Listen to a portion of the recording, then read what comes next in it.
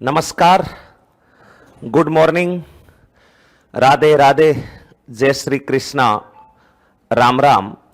सभी दोस्तों का उत्कर्ष के इस डिजिटल प्लेटफॉर्म उत्कर्ष एप्लीकेशन की ऑनलाइन क्लासेज में उत्कर्ष परिवार की तरफ से आप सबका हार्दिक स्वागत व अभिनंदन है। दोस्तों राम राम, जय श्री कृष्णा भाई रश्मि जांगीड़, रामचंद्र जी प्रजापत, दीपक कुमार मीणा, कुलदीप, सुषमा बत्रा, हरदीप, सुरेश, सुशीला, कनक चौधरी, सभी दोस्तों को एक साथ ही नमस्कार भाई। राधिका चौधरी, प्रियंका, सबको राम राम, नमस्कार, राधे राधे।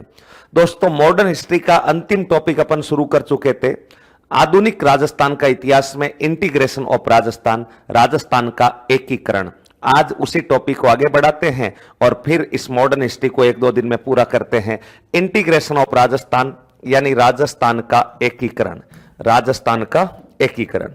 और एकीकरण की कुछ एक बेसिक बातें अपन ने पढ़ ली थी, अब आज इसी एकीकरण को आगे बढ़ाएंगे। राजस्थान का एकीकरण, एकीकरण का मतलब एक करना, यानी राजस्थान उस समय बिखरा हुआ था। किस में बिखरा हुआ था? रियासतों में। कितनी रियासतें थी? 19 रियासतें थी। ठिकाने कितने थे? 3 थे। 19 रियासतों में राजा कौन कौन थे वो अपन ने लिख लिया था। 19 रियासतों में 5 रियासतें गुहिलों की थी, 4 रियासतें चौहानों की थी, 3 रियासतें राठौड़ों की थी, 2 रियासतें कछवाओं की थी, 2 रियासतें चंद्रवंशी थी, 2 रियासतें जाट थी और 1 रियासतें मुस्लिम रियासत थी। सारी राजाओं के नाम अपन लिख चुके थे। जैसे कि उदाहरण के लिए अपन ने पढ़ा था गुहिल रियासतें उदयपुर, मेवाड़ जिसको आप बोल देते हो, उस मेवाड़ रियासत का राजा था भूपाल सिंह। डूंगरपुर, बांसवाड़ा, प्रतापगढ़ और शाहपुरा, शाहपुरा में सुदर्शन देव, डूंगरपुर में लक्ष्मण सिंह, बांसवाड़ा में चंद्रवीर सिंह और प्रतापगढ़ में अंबिका प्रताप सिंह। 3 राठौड़ों की, जोधपुर में हनुवंत सिंह, बीकानेर में शार्दुल सिंह और किशनगढ़ के अंदर सुमेर सिंह। 4 चौहानों की थी, कोटा, बूंदी, झालावाड़, सिरोही। सिरोही में अभय सिंह, बूंदी के अंदर आपका बहादुर सिंह, कोटा के अंदर भीम सिंह और झालावाड़ के अंदर हरीशचंद्र। तो ये अपन ने पढ़ लिया था। 3 राठौड़ों की, 4 चौहानों की, 2 कछवाओं की। कछवाओं के अंदर आमेर यानी जयपुर, जयपुर में था मान सिंह सेकेंड और अलवर में था तेज सिंह। 2 चंद्रवंशी रियासतें करौली और करौली में थे वासुदेव गणेशपाल सिंह और जैसलमेर में थे रघुनाथ सिंह बहादुर। फिर अपन ने पढ़ा था 2 जाट, भरतपुर, धौलपुर, भरतपुर में ब्रजेंद्र सिंह और धौलपुर में उदयबान सिंह। और फिर पढ़ा था 1 मुस्लिम रियासत जहां पर अजीजुद्दौला, वो आपके टोंक के उस समय नवाब हुआ करते थे।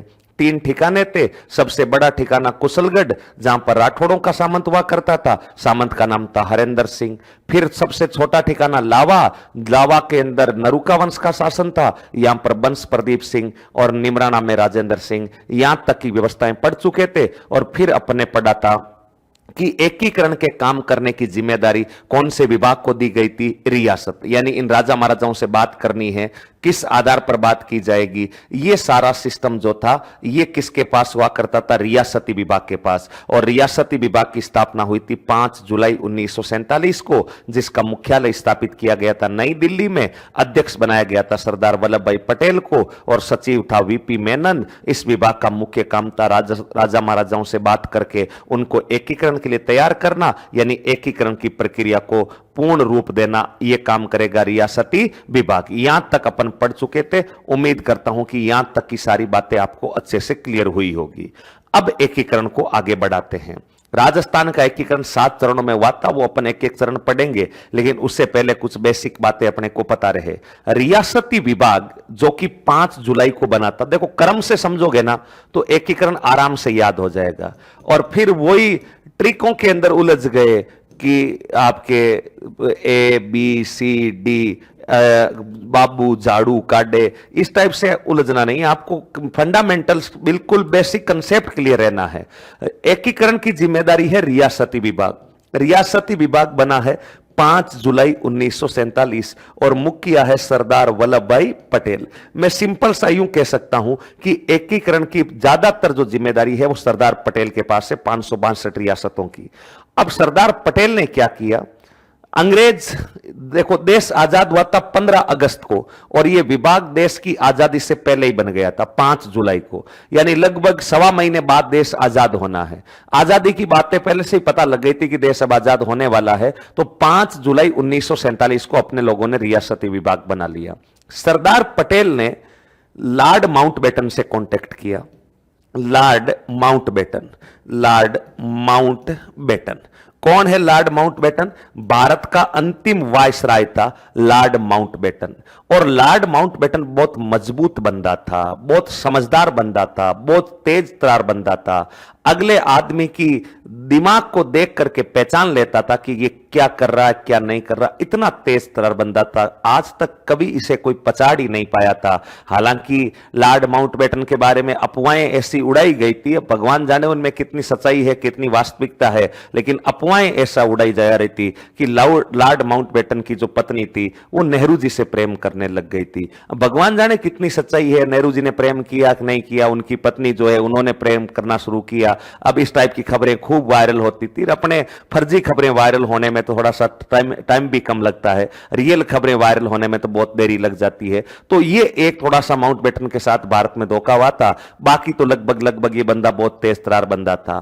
तो सरदार पटेल ने लॉर्ड माउंटबेटन को कहा, यार माउंटबेटन तू वैसे भी जा रहा अब देश छोड़ करके, और तुमने देश का कबाड़ा तो कर ही दिया, इसमें तुमने कोई कसर छोड़ी नहीं है, जाते जाते कोई एकादा तो ढंग का काम करके चल जाओ। माउंटबेटन ने कहा कि बता क्या करना है। सरदार पटेल ने कहा, राजा महाराजा इस समय तुम्हारे बहुत ज्यादा करीबी है, क्योंकि स्वाभाविक सी बात थी, सारे राजा अंग्रेजों से संधिया वंदिया कर रखे थे और अंग्रेजों की बात को वो अच्छे से एक्सेप्ट भी कर रहे थे। तो पटेल ने कहा कि यार राजा महाराजा सारे के सारे राजा महाराजा तुम्हारे करीबी है, और तुम ऐसा करो, राजा महाराजाओं को एकीकरण के लिए थोड़ी सी बात तो करो, बाकी का प्रोसेस हम आगे देख लेंगे, तुम्हें चिंता करने की जरूरत नहीं है। तुम एक बार हल्की फुल्की बात करो और बात करके उनको थोड़ा सा एकीकरण के लिए तैयार करो, उन्हें समझाओ कि आने वाला समय जो है रियासती समय नहीं है, लोकतांत्रिक समय है, नागरिकों को अधिकार देने पड़ेंगे, एजुकेशन का प्रभाव बढ़ रहा है, आज नहीं तो कल तुम्हारे खिलाफ विद्रोह होंगे, और तुम जैसे तैसे करके उनका सिस्टम सेट करो। माउंटबेटन ने कहा कि तुम चिंता मत करो पटेल, हमने कितना भी खराब काम किया होगा लेकिन हम ये काम तुम्हारे लिए अच्छा करके जाएंगे।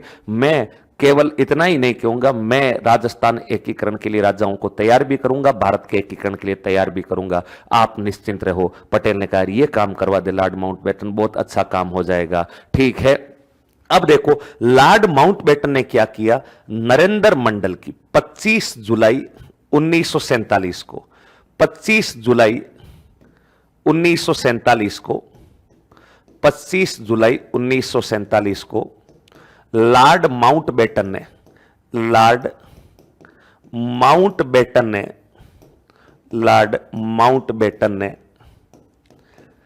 नरेंद्र मंडल की एक बैठक नरेंद्र मंडल की एक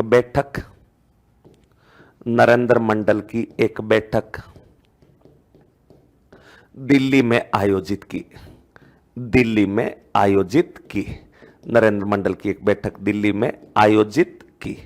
ये लो भाई, लॉर्ड माउंटबेटन नरेंद्र मंडल की एक बैठक दिल्ली के अंदर लॉर्ड माउंटबेटन करता है। हाँ सर मैंने भी पढ़ा था नेहरू जी वाला। अरे कोई बात नहीं, अब उन्होंने भगवान जाने क्या था क्या नहीं था, अपने को उस पूरे मैटर का प्रकरण का ही नहीं पता, लेकिन कुछ अफवाहें थी, कुछ खबरें वगैरह छपी, कुछ स्क्रीनशॉट, कुछ फोटोज वायरल हुए। अब कितनी सच्चाई थी, अगर वास्तविकता भी थी तो इसमें कोई घबराने वाली बात नहीं। बंदे का टैलेंट था और टैलेंट है तो है, इसमें कोई कुछ कर नहीं सकता। तो लॉर्ड माउंटबेटन वाली बातों पर तुम जान दो, अभी बाकी तुम्हें अनावश्यक चीजों पर तो इतना दिमाग चलता तुम्हारा। 25 जुलाई 1947 को लॉर्ड माउंटबेटन ने नरेंद्र मंडल की एक बैठक दिल्ली में आयोजित की। नरेंद्र मंडल क्या है? नरेंद्र मंडल के बारे में आप आराम से पढ़ करके आते हो कि 1919 में एक आदेश पारित हुआ था जिसके तहत राजाओं का एक संगठन बना रखा था। देश के जितने भी राजा महाराजा थे उनकी एक बैठक आयोजित की गई थी। दिसंबर 1919 में यह आदेश पारित हुआ था। 1920 में नरेंद्र मंडल की बैठक की प्रक्रिया लगभग पूरी कर ली थी और 1921 में पूर्ण रूप से नरेंद्र मंडल अपने अस्तित्व में आ गया था। तो नरेंद्र मंडल देशी रियासतों के राजाओं का एक संगठन था। देशी रियासतों के राजाओं का संगठन था, उसको बोलते थे नरेंद्र मंडल। 1921 में यह पूर्ण रूप से अस्तित्व में आ गया था नरेंद्र मंडल। और नरेंद्र मंडल जो है इसके जो प्रथम चांसलर बने थे, प्रथम जो अध्यक्ष बने थे, प्रथम चांसलर वो बीकानेर महाराजा गंगा सिंह बने थे। बीकानेर महाराजा गंगा सिंह बने थे। इस नरेंद्र मंडल की बैठक दिल्ली में आयोजित होती है। नरेंद्र मंडल तो समझ में आ गया क्या क्या है। जिस प्रकार अपन ने पढ़ा था कि देश के सभी राजनेताओं का एक संगठन था अखिल भारतीय देशी राज्य लोक परिषद, उसी टाइप से तमाम राजा महाराजा जो 562 राजा महाराजा थे, उन्होंने कहा अपना भी एक व्हाट्सएप ग्रुप बना लेते हैं। कोई भी छोटी मोटी बात हो तो एक दूसरा राजा एक दूसरे को शेयर करता रहे। आप सरल सा समझने के लिए यूं कह सकते हो कि नरेंद्र मंडल एक व्हाट्सएप ग्रुप है जिसके अंदर देश के 562 राजा जुड़े हुए थे। 562 रियासतें थी, यानी 562 राजा थे, उन सबका संगठन था। और लॉर्ड माउंटबेटन ने इन सारे 562 राजाओं को दिल्ली में बुलाया। कौन सी तारीख को बुलाया? 25 जुलाई 1947 को बुलाया और दिल्ली में बुलाकर सबको बढ़िया जगह बिठाया। बिठा करके खाना वाना नाश्ता वास्ते का आयोजन किया। नॉर्मली बातचीत होती रही और जैसे ही बैठक शुरू हुई, बैठक शुरू होते ही लॉर्ड माउंटबेटन ने प्रत्येक राजा के हाथ में 2-2 प्रपत्र दिए। लॉर्ड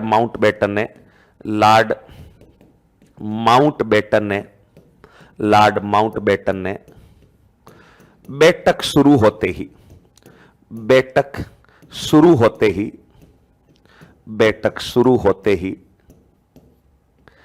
प्रत्येक राजा के हाथ में 2 प्रपत्र दिए, 2 कागज के टुकड़े दे दिए, 2 प्रपत्र दिए। यानी जैसे बैठक में खाना वाना हो गया, नाश्ता वास्ता हो गया और नाश्ता वास्ता होने के बाद में प्रत्येक राजा के हाथ में 2-2 फॉर्म पकड़ा दिए। फॉर्म 1 और फॉर्म 2, 2-2 फॉर्म जो है हाथ में पकड़ा दिए। एक फॉर्म का नाम था इंस्ट्रूमेंट ऑफ एक्सेशन। फॉर्म का नाम रखा गया instrument of accession. Instrument of accession form का नाम था instrument of accession. Instrument of accession. और दूसरे फॉर्म का नाम था स्टैंड स्टिल एग्रीमेंट। जैसे ही वो फॉर्म था राजा महाराजाओं को मिला, अंग्रेजी में प्रिंट किया हुआ फॉर्म था। अब अपने ज्यादातर राजा महाराजा तो अंग्रेजी जानते थे, लेकिन कुछ राजा महाराजा अंग्रेजी जानते भी नहीं थे। तब अपने राजाओं ने कहा कि ये क्या दे रहे हो लॉर्ड माउंटबेटन जी, हमें थोड़ा विस्तार से बताइए। तब लॉर्ड माउंटबेटन ने कहा कि ये 2 फॉर्म है और इस 2 फॉर्म के नीचे एक सिग्नेचर का कॉलम दिख रहा होगा, वहां पर आपको साइन करने हैं। राजा महाराजा ने कहा साइन करने हैं, लेकिन किस चीज के फॉर्म है? लॉर्ड माउंटबेटन ने कहा कि इस फॉर्म पर हस्ताक्षर करने का अर्थ यह माना जाएगा कि आप भारत संघ में मिलने के लिए तैयार हो। अब आप कहां मिलोगे यह फैसला रियासती विभाग करेगा। मान लीजिए जोधपुर रियासत है तो जोधपुर गुजरात में मिलेगा, पाकिस्तान में मिलेगा, भारत में मिलेगा, राजस्थान में मिलेगा, मुंबई में मिलेगा। यह फैसला हम नहीं कर रहे, यह फैसला रियासती विभाग करेगा कि जयपुर रियासत को किस में मिलाना है, भरतपुर को किस में मिलाना है, हैदराबाद को किस में मिलाना है, जूनागढ़ को किस में मिलाना है। आप केवल इस फॉर्म पर हस्ताक्षर कर दो और इस फॉर्म पर हस्ताक्षर करने का मतलब यह माना जाएगा कि आपने हमें परमिशन दे दी है कि आप हमें जिस भी स्थान पर मिलाओगे उस स्थान पर हम मिल जाएंगे। आप किसी प्रकार की आनाकानी नहीं करेंगे। कुछ राजाओं ने ऑब्जेक्शन किया कि नहीं नहीं नहीं, हम कहीं नहीं मिल रहे, हम तो हमारा खुद का ही रहेंगे, हम किसी के साथ नहीं जाएंगे, हमारी रियासत हम नहीं छोड़ेंगे। तब लॉर्ड माउंटबेटन ने कहा कि नहीं, लॉर्ड माउंटबेटन ने कहा कि नहीं, जिन रियासतों की जनसंख्या, ये पहली बात तो इंस्ट्रूमेंट ऑफ एक्सेशन क्या है, तो यह है भारत संघ में विलय का एक सहमति पत्र। यानी मैं यूं कह सकता हूं, इस प्रपत्र पर हस्ताक्षर करने का अर्थ होगा, इस प्रपत्र पर हस्ताक्षर करने का अर्थ होगा, हस्ताक्षर करने का अर्थ होगा, अर्थ होगा भारत संघ में होगा कि भारत संघ में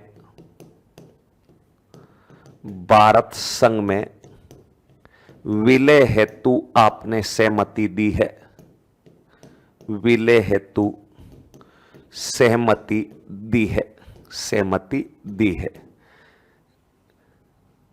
आपका विलय किस राज्य में होगा, आपका विलय किस राज्य में होगा, यह निर्णय रियासती विभाग करेगा। यह निर्णय रियासती विभाग करेगा। रियासती विभाग करेगा। रियासती विभाग करेगा। यानी इंस्ट्रूमेंट ऑफ एक्सेशन क्या है? इंस्ट्रूमेंट ऑफ एक्सेशन एक फॉर्म है, उस फॉर्म पर हस्ताक्षर करना, उस फॉर्म पर हस्ताक्षर करने का मतलब यह होगा कि आपने भारत संघ में विलय के लिए अनुमति दे दी कि हमारी रियासत को आप भारत में विलय कर दीजिए। विलय कौन से स्टेट में होगा तुम्हारा, यह फैसला आगे जाकर अपने आप कौन सा विभाग कर लेगा, रियासती विभाग कर लेगा। लॉर्ड माउंटबेटन ने राजा महाराजाओं को यह बात समझाई, तो कुछ राजा महाराजाओं ने ऑब्जेक्शन किया कि नहीं, हम कौन से स्टेट में नहीं मिलेंगे, हम तुम्हारे खुद के ही रहेंगे, हम भारत के साथ हैं, भारत के भाग हैं, लेकिन हम हमारा वजूद रखेंगे। तब लॉर्ड माउंटबेटन ने दूसरी बात कही। दूसरी बात क्या कही थी? दूसरी बात यह कही थी कि दूसरी बात यह कही कि जिन रियासतों की जनसंख्या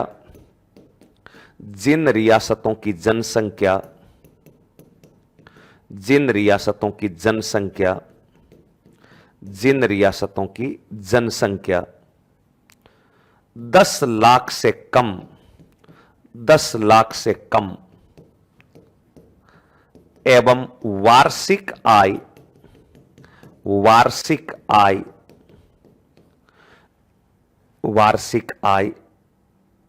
1 करोड़ से कम है, 1 करोड़ से कम है, अनिवार्य रूप से इस पर हस्ताक्षर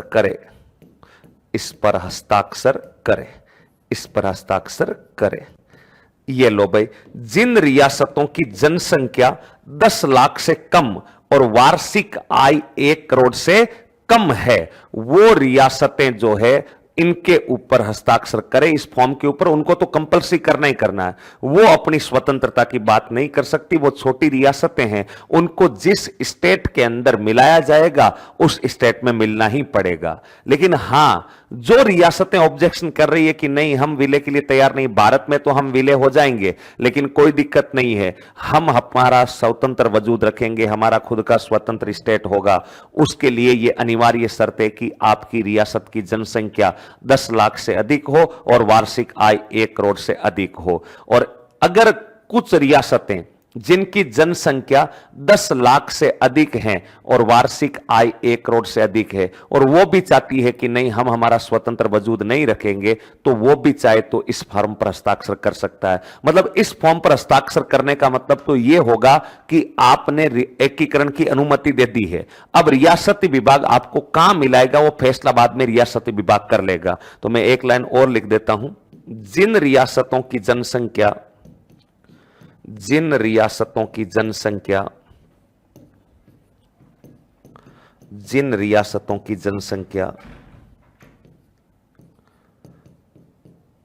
लाख से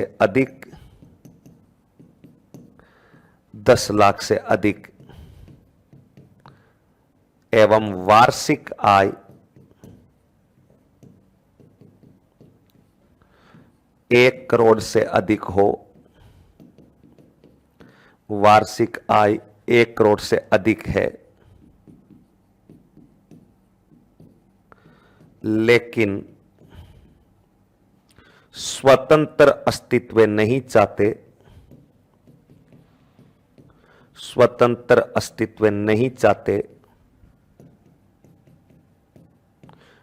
चाहते, वह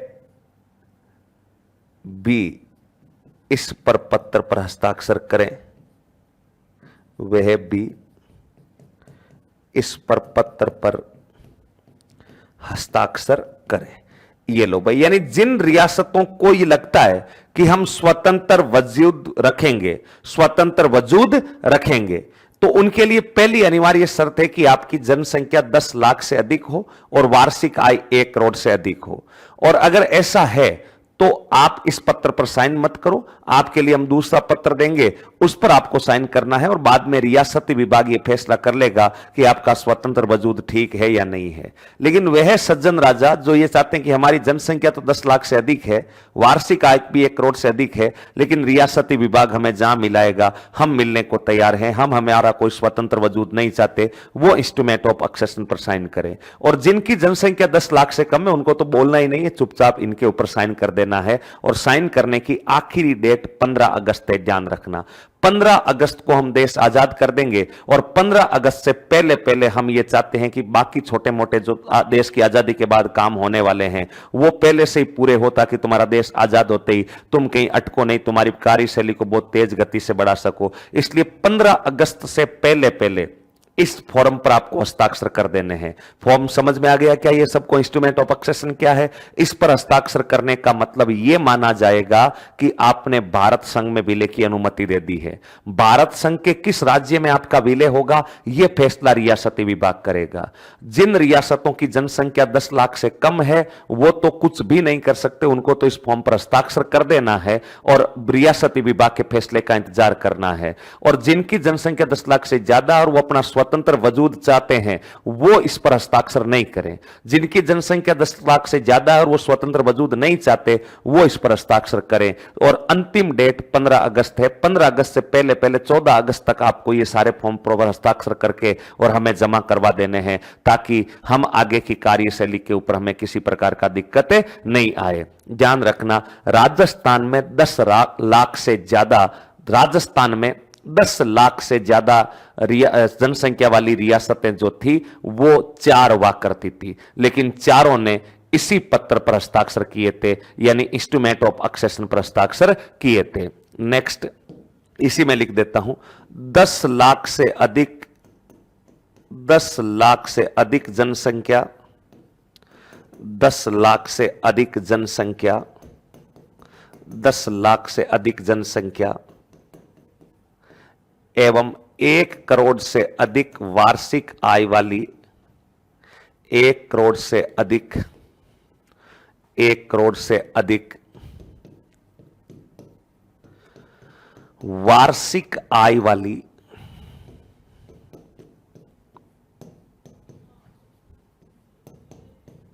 रियासतें जीव्य राज्य कहलाती थी। इनकी उपाधि थी जीव्य राज्य, जीव्य राज्य कहलाती थी, जिसकी संख्या राजस्थान में 4 थी, जिसकी संख्या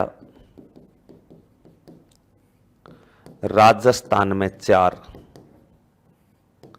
राजस्थान में 4। और वो 4 रियासतें कौन कौन सी थी? तो एक तो जयपुर रियासत थी, जयपुर के अलावा एक मारवाड़ यानी जोधपुर रियासत थी, एक मेवाड़ यानी उदयपुर रियासत थी और एक बीकानेर यानी बीकानेर रियासत थी, बीकानेर रियासत थी। राजस्थान की इन सभी रियासतों ने, राजस्थान की सभी रियासतों ने,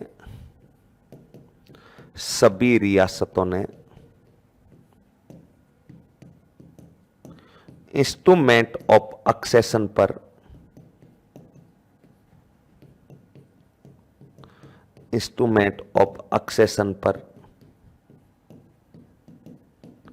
हस्ताक्षर किए, इंस्ट्रूमेंट ऑफ एक्सेशन पर हस्ताक्षर किए। यानी राजस्थान की 4 रियासतें जो जीव्य राज्य थी, जीव्य राज्य का मतलब जिन रियासतों की जनसंख्या 10 लाख से अधिक है और 1 करोड़ से ज्यादा हो, वो रियासतें चाहती तो अपना स्वतंत्र वजूद रख सकती थी। अपनी 4 रियासतें चाहती तो स्वतंत्र वजूद रख सकती थी, लेकिन इन सब ने इंस्ट्रूमेंट ऑफ एक्सेशन पर हस्ताक्षर करके ये कहा कि हां, हम एकीकरण के लिए तैयार हैं, हमें रियासती विभाग जहां मिलाएगा हम वहां पर मिल जाएंगे। अब अपने याद रखना, इस इंस्ट्रूमेंट ऑफ एक्सेशन पर यानी भारत संघ में, भारत संघ में विलय पत्र पर, विलय पत्र पर, विलय पत्र पर, विलय पत्र पर क्या? सर्वप्रथम हस्ताक्षर, सर्वप्रथम हस्ताक्षर, सर्वप्रथम हस्ताक्षर 7 अगस्त 1947 बीकानेर शासक शार्दुल सिंह, बीकानेर के राजा का नाम था शार्दुल सिंह, इन्होंने किया था। ध्यान रखना राजस्थान में। और सबसे अंत में हस्ताक्षर, सबसे अंत में हस्ताक्षर, सबसे अंत में हस्ताक्षर, अंत में हस्ताक्षर यानी लास्ट डेट को फॉर्म किसने भरा था? सबसे अंत में हस्ताक्षर 14 अगस्त, 14 अगस्त लास्ट डेट थी क्योंकि 15 अगस्त को देश आजाद होने वाला था। 14 अगस्त धौलपुर, और धौलपुर वालों ने, धौलपुर के राजा का नाम था उदयभान सिंह। तो सबसे अंत में बीकानेर वालों, सबसे पहले बीकानेर वालों ने हस्ताक्षर किए और सबसे अंत में धौलपुर वालों ने कौन सी तारीख को? 14 अगस्त 1947 को। तो यह था इंस्ट्रूमेंट ऑफ एक्सेशन। सबसे अंत में सिरोही, अरे सिरोही ने नहीं किए थे। भारत संघ में विलय का मुद्दा अलग है, सिरोही का मुद्दा अलग है। अभी तक अपन ये कह रहे हैं कि केवल एक बार परमिशन मिल जाए रियासती विभाग को, सारे राजा महाराजाओं का सहमति पत्र पर हस्ताक्षर हो जाए ताकि कल को कोई कानूनी अड़चन नहीं आए। बाद में रियासती विभाग फैसला करेगा कि सिरोही राजस्थान में मिलेगा, गुजरात में मिलेगा, कहां मिलेगा, वो फैसला रियासती विभाग का है। इंस्ट्रूमेंट ऑफ एक्सेशन में एक बार दोबारा समझा देता हूं। इंस्ट्रूमेंट ऑफ एक्सेशन एक फॉर्म है। इस फॉर्म पर हस्ताक्षर करने का अर्थ होगा कि भारत संघ में विलय हेतु कि होगा कि भारत संघ में विलय हेतु सहमति दी है। भारत होगा कि आपने भारत संघ में विलय हेतु सहमति दी है। यानी इस पर अगर कोई राजा हस्ताक्षर कर देता है तो इसका मतलब यह कह रहा है कि वो राजा भारत में मिलने के लिए तैयार है। कहां मिलेगा यह फैसला आपका विलय किस राज्य में होगा यह निर्णय रियासती विभाग करेगा। और उन राज्यों को तो कंपलसरी हस्ताक्षर इस पर करने ही करने हैं जिनकी जनसंख्या 10 लाख से कम है और वार्षिक आय 1 करोड़ से कम है। लेकिन जो रियासत कह रहे कि नहीं हम किसी के साथ नहीं मिलेंगे, उनके लिए कंडीशन है कि जनसंख्या 10 लाख से ज्यादा हो और वार्षिक आय 1 करोड़ से ज्यादा हो, तब रियासती विभाग विचार कर लेगा। और अगर आपकी जनसंख्या और आय भी ज्यादा और फिर भी आप स्वतंत्र वजूद नहीं चाहते तो फिर आप इस पर हस्ताक्षर कर दो। और राजस्थान वाली सारी रियासतों ने इसी पर हस्ताक्षर किए थे। भारत संघ में विलय के लिए सबसे पहले हस्ताक्षर बीकानेर के राजा शार्दुल सिंह ने किया और सबसे अंत में धौलपुर के राजा उदयभान सिंह ने किया था। जो दूसरा प्रपत्र था वो दूसरे प्रपत्र का नाम था stand steel agreement, stand steel agreement, stand steel agreement. और स्टील स्टैंड एग्रीमेंट का मतलब सेम वही बात है। इस प्रपत्र पर वह रियासतें हस्ताक्षर करेगी, वह रियासतें हस्ताक्षर करेगी, वह रियासतें हस्ताक्षर करेगी जिनकी जनसंख्या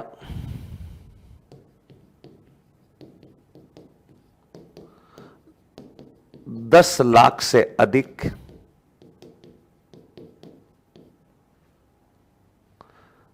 एवं वार्षिक आय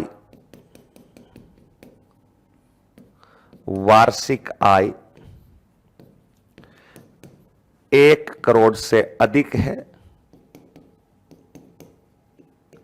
लेकिन अपना स्वतंत्र अस्तित्व चाहती है, लेकिन अपना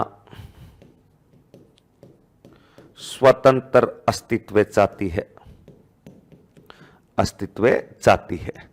ये लो भाई, ये 2 प्रपत्र प्रत्येक राजा को दिए गए थे। और ये प्रपत्र कौन सी मीटिंग के बाद दिए गए थे? ये नरेंद्र मंडल की प्रथम बैठक, नरेंद्र मंडल की पहली बैठक 25 मई को नहीं 25 जुलाई को हुई थी। नरेंद्र मंडल की पहली बैठक जो है वो 25 जुलाई को हुई थी। 25 जुलाई को लॉर्ड माउंटबेटन की अध्यक्षता में हुई थी। लॉर्ड माउंटबेटन ने नरेंद्र मंडल की एक बैठक दिल्ली में आयोजित की। देशी रियासतों के राजाओं का संगठन था।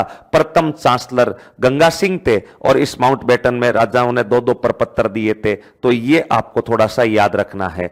तो ये अपने याद रखना है कि लॉर्ड माउंटबेटन वाला, तो जहां कल लिखा वहां से आगे, यहां से एक बार लिखना शुरू करो, फटाफट उतारो, उसके बाद हम आगे चलते हैं। यहां से जहां से कल छोड़ा था रियासत विभाग के नीचे, वहां से उतारना शुरू करो, जल्दी उतारो भाई।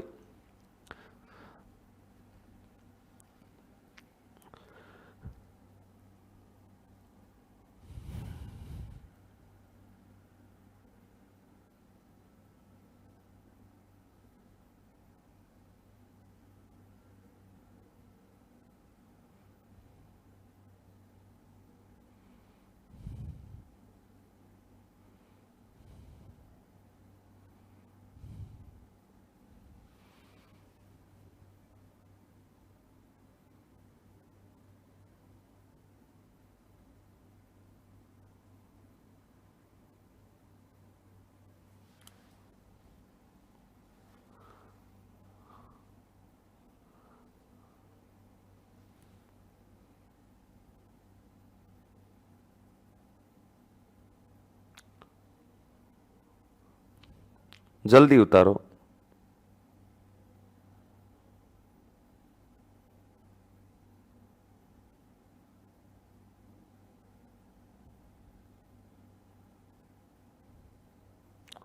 डन सर, ठीक है, डन है, तो अगला उतारो।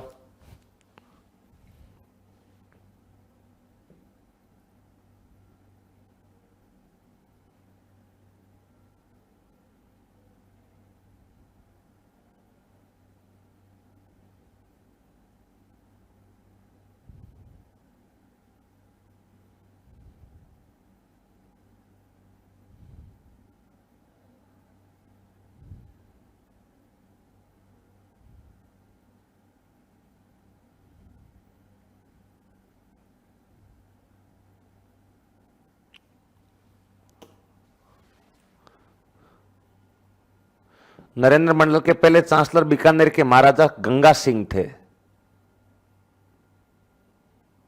अरे तो नरेंद्र मंडल 1921 में बन गया था भाई साहब, उस समय गंगा सिंह जीवित थे।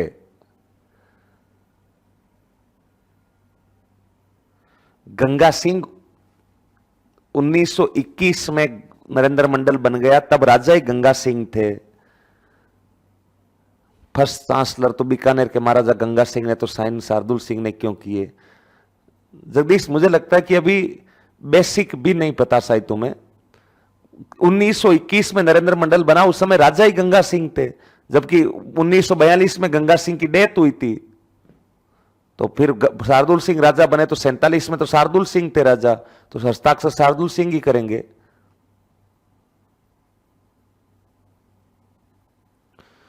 सर नोटिफिकेशन आज भी नहीं मिला, उत्कर्ष टीम से मैसेज आया था कि लाइव क्लास का टाइम टेबल मिल रहा है, नोटिफिकेशन नहीं मिल रहा। अरे सरिता जी, नोटिफिकेशन आपने खुद ने मोबाइल में बंद कर रखा है। जब टीम से बात की तो उन्होंने कहा कि जब मोबाइल ऐप डाउनलोड करते हो तो उसमें अलाउ नोटिफिकेशन का ऑप्शन आता है, जो अलाउ कर देते हैं उनको तो नोटिफिकेशन आ जाता है, और जो अलाउ नहीं करते हैं फिर उनको नोटिफिकेशन कैसे आएगा जब हैंडसेट में तुमने नोटिफिकेशन अलाउ ही नहीं कर रखा है। तो नोटिफिकेशन अलाउ का ऑप्शन आता है जब तुम ऐप डाउनलोड करते हो, तो उसको सेटिंग में जाके नोटिफिकेशन ऑन करो, तब जाकर के नोटिफिकेशन आएगा।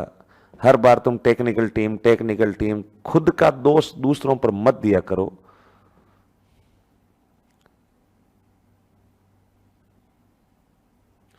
सेटिंग में जाके नोटिफिकेशन ऑन करो, जब अलाउ का ऑप्शन आता है तब नहीं आता।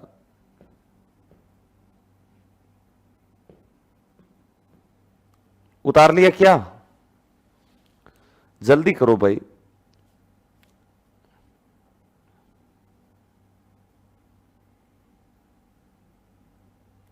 नोटिफिकेशन अलाउ किया हुआ फिर भी नहीं आता।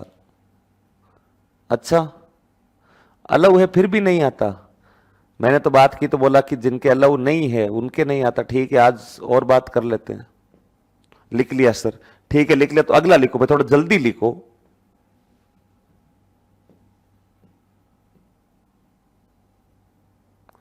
तो सर ऑफर का नोटिफिकेशन तो आता है। हाँ ये बात सही है, ऑफर वाला आ जाता है, बाकी नहीं आते।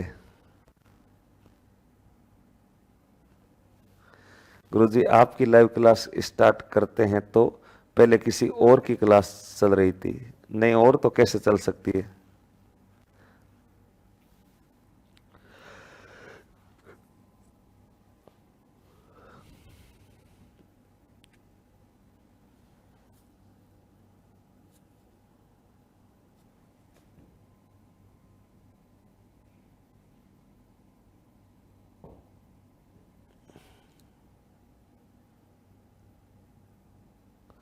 हमारा नोटिफिकेशन अलाउ है लेकिन नहीं आता।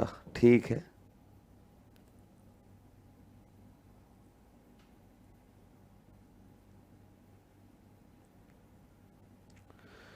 ये जीव्य राज्य लिखा हुआ, जीव्य राज्य।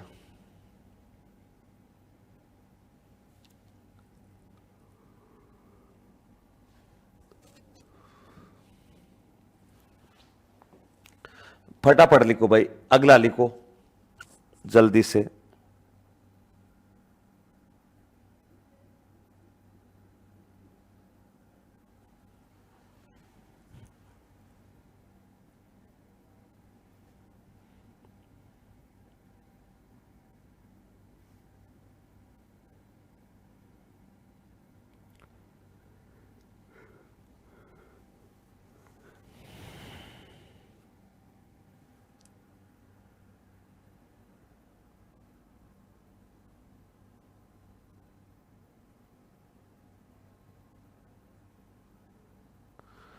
इवन उत्कर्ष की चले तो समझ में आता है कि टेक्निकल इश्यू का, बट क्लास ही किसी और कोचिंग की शो हो रही थी। नहीं नहीं, ऐसा कैसे हो सकता है।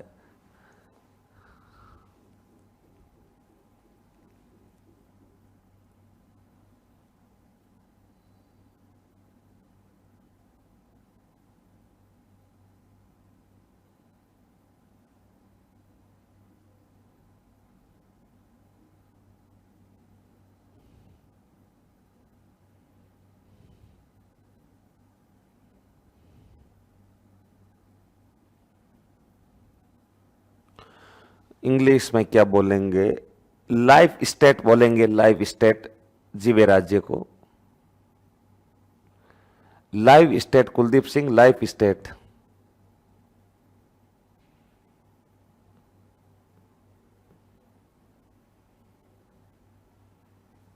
जल्दी लिखो अगला, स्टैंड स्टिल एग्रीमेंट, थोड़ा जल्दी लिखो भाई।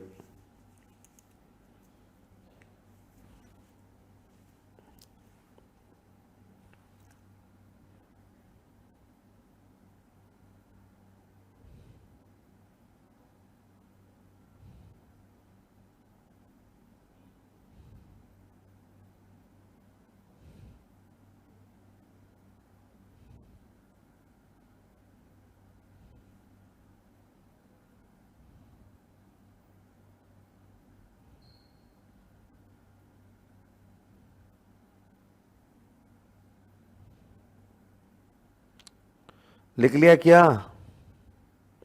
ओके चलो फिर।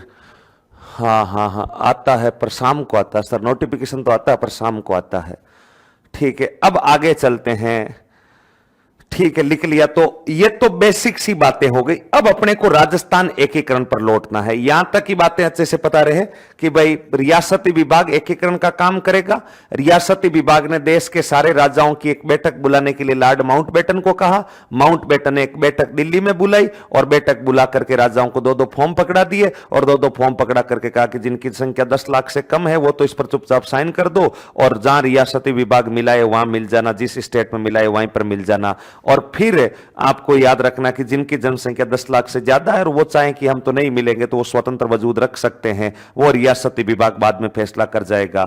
यानी इन सारे राजाओं ने अपनी सहमति दे दी थी। इसका मतलब अब एक्टिव मोड में आ जाएगा रियासती विभाग। तो रियासती विभाग राजस्थान का एकीकरण भी करेगा और भारत का एकीकरण भी करेगा, भारत का एकीकरण भी करेगा। हाँ सर, ये भारत के संदर्भ में है या राजस्थान के संदर्भ में? पहला और आखिरी सिग्नेचर ये राजस्थान के संदर्भ में है राठौड़ साहब। राजस्थान का कौन सा राजा था जिसने भारत में विलय के लिए सबसे पहले हस्ताक्षर किए? तो बीकानेर का राजा शार्दुल सिंह। और राजस्थान का कौन सा राजा जिसने भारत में विलय के लिए सबसे अंत में हस्ताक्षर किए? तो उत्तर होगा धौलपुर, धौलपुर। सर दूसरे में तो किसी ने भी नहीं किया होगा हस्ताक्षर। अपने राजस्थान की रियासतों ने हस्ताक्षर किसी ने नहीं किए थे दूसरे चरण में, यानी स्टैंड स्टील एग्रीमेंट पर राजस्थान का कोई भी राजा हस्ताक्षर नहीं करता है। राजस्थान के सारे राजा इंस्ट्रूमेंट ऑफ एक्सेशन पर हस्ताक्षर करते हैं। इंस्टा पर नोटिफिकेशन बंद हो जाए तो तुम अपने आप ऑन कर लेते हो। हाँ, इंस्टा पर बंद हो जाए तो कर लेते हैं, ऐप वाली नहीं होती भाई साहब, थोड़ा सा मातापची करनी पड़ती है। ठीक है, ठीक है, ओके ओके ओके, आगे चलो भाई। हाँ, सबसे लास्ट में उदयपान सिंह, हाँ सबसे लास्ट में उदयपान सिंह ने। अब बात होती है राजस्थान एकीकरण की, जो एकीकरण की बातें, क्योंकि यहां से भी बेसिक घूमता घूमता प्रश्न आ जाता है कि राजस्थान में निम्नलिखित में से कौन सा एक जीव्य राज्य नहीं था। तो राजस्थान में जीव्य राज्य कितने थे, लाइफ स्टेट कितने थे, 4 हुआ करते थे। जीव्य राज्य की परिभाषा क्या थी, जिन राज्यों की जनसंख्या 10 लाख से ज्यादा और वार्षिक आय 1 करोड़ से अधिक होगी उनको जीव्य राज्य कहा जाएगा। अब ये सारे राजा महाराजा भारत में विलय के लिए तैयार है, लेकिन जब कोई भी राजा महाराजा अपनी शक्ति त्यागेगा तो क्या शक्ति त्यागेगा तो बदले में उनको कुछ मिलेगा या नहीं मिलेगा, मिलेगा। तो एक मेंस के अंदर छोटा प्रश्न आ सकता है, प्रिवी पर्स, हेडिंग लगाओ प्रिवी पर्स। कोई आपसे पूछे कि प्रिवी पर्स क्या है, प्रिवी पर्स क्या है, प्रिवी पर्स, तो हेडिंग लगाओ प्रिवी पर्स। प्रिवी पर्स में अपने को पढ़ना है, प्रिवी पर्स में पढ़ना है, शासकों द्वारा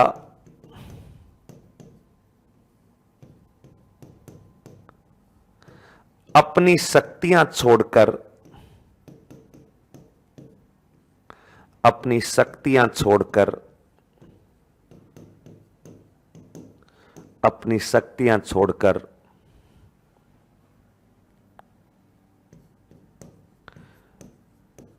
एकीकरण में शामिल होने के बाद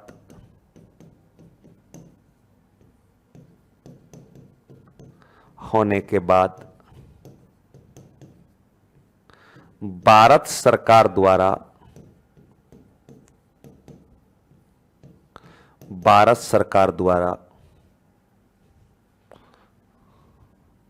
राजाओं को दी जाने वाली, राजाओं को दी जाने वाली वेतनिक राशि, यानी वो एक वेतन के रूप में मिलेगी, वेतनिक राशि, उसको क्या बोला जाता था, प्रिवी पर्स बोला जाता था। यानी राजा महाराजा अपनी सारी शक्तियां छोड़ रहे हैं, भाई स्वाभाविक सी बात है, पूरा जैसे मेवाड़ का राजा है तो वो पूरे मेवाड़ रियासत का, पूरे मेवाड़ क्षेत्र का मालिक है। अब वो सारी शक्तियां छोड़ करके और अब वो लोकतांत्रिक व्यवस्था में आ रहा है, तो सरकार द्वारा उन्हें सम्मान पूर्वक कुछ वेतनिक राशि दी जाती थी, जिसको प्रिवी पर्स बोला जाएगा। ऐसे तो कैसे कोई आदमी शक्ति छोड़ देगा, उसका इतना बड़ा राज्य है, उसकी खुद की सेना है, तमाम टैक्स वगैरह वो प्रजा से लेता है, इतना मान सम्मान है, ये सारी चीजें यूं चुटकियों में थोड़ी छोड़ सकता है। तो भारत सरकार ने कहा कि भाई हम आपको कुछ राशि देंगे, प्रिवी पर्स देंगे। प्रिवी पर्स में अधिकतम सीमा, प्रिवी पर्स राशि की अधिकतम सीमा, प्रिवी पर्स राशि की अधिकतम सीमा, प्रिवी पर्स राशि की अधिकतम सीमा, अधिकतम सीमा 10 लाख रुपए, 10 लाख रुपए, 10 लाख रुपए, 10 लाख रुपए, यह तय की गई थी कि हम 10 लाख रुपए से ज्यादा प्रिवी पर्स किसी को नहीं देंगे, अधिकतम है। हालांकि अपन देखेंगे अभी कुछ विशेष परिस्थितियां ऐसी बनी थी कि मेवाड़ के राजा ने कहा कि मैं तो 20 लाख लूंगा और बाद में देना भी पड़ा था, लेकिन जब पहली बार इन्होंने व्यवस्था बनाई थी तब यह कहा था कि हम 10 लाख रुपए से ज्यादा किसी को भी राशि नहीं देंगे, 10 लाख रुपए। अब मैं आपसे पूछ लूं कि मान लीजिए कोई भी राजा है, वो अपनी शक्ति छोड़कर लोकतांत्रिक व्यवस्था में आ रहा है, भारत सरकार उसे 10 लाख रुपए देगी, ये 10 लाख रुपए महीना होगा या साल में एक बार होगा? एक बार कमेंट करके बताओ कि प्रिवी पर्स की जो राशि होगी वो मासिक होगी या वार्षिक होगी, हर महीने ये अकाउंट में आएगा या साल में एक बार अकाउंट में आएगा? फटाफट बताइएगा, फटाफट बताइएगा। हाँ, राजाओं को दी जाने वाली राशि, हाँ ये वेतनिक राशि होती थी, 10 लाख रुपए राजा महाराजाओं को अधिकतम। जरूरी नहीं है कि हर बंदे को 10 लाख मिलेंगे, ये फैसला राज्य की, रियासत की जनसंख्या, उसकी इनकम, उसके आधार पर होगा। अधिकतम राशि 10 लाख रुपए होगी। सालाना थी या मंथली थी? हाँ एक बार, हाँ वेरी गुड, वार्षिक। तो अधिकतम सीमा 10 लाख रुपए और ये वार्षिक थी, वार्षिक हुआ करती थी, यानी वर्ष में केवल कितनी बार मिलेगी? एक बार मिलेगी। 10 लाख रुपए। सबको 10 लाख नहीं मिलेगा।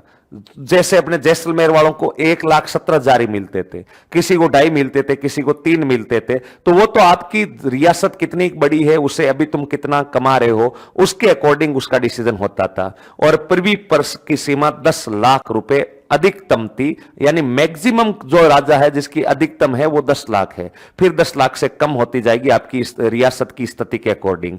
ठीक है। क्या प्रिवी पर्स राशि आज भी मिलती है?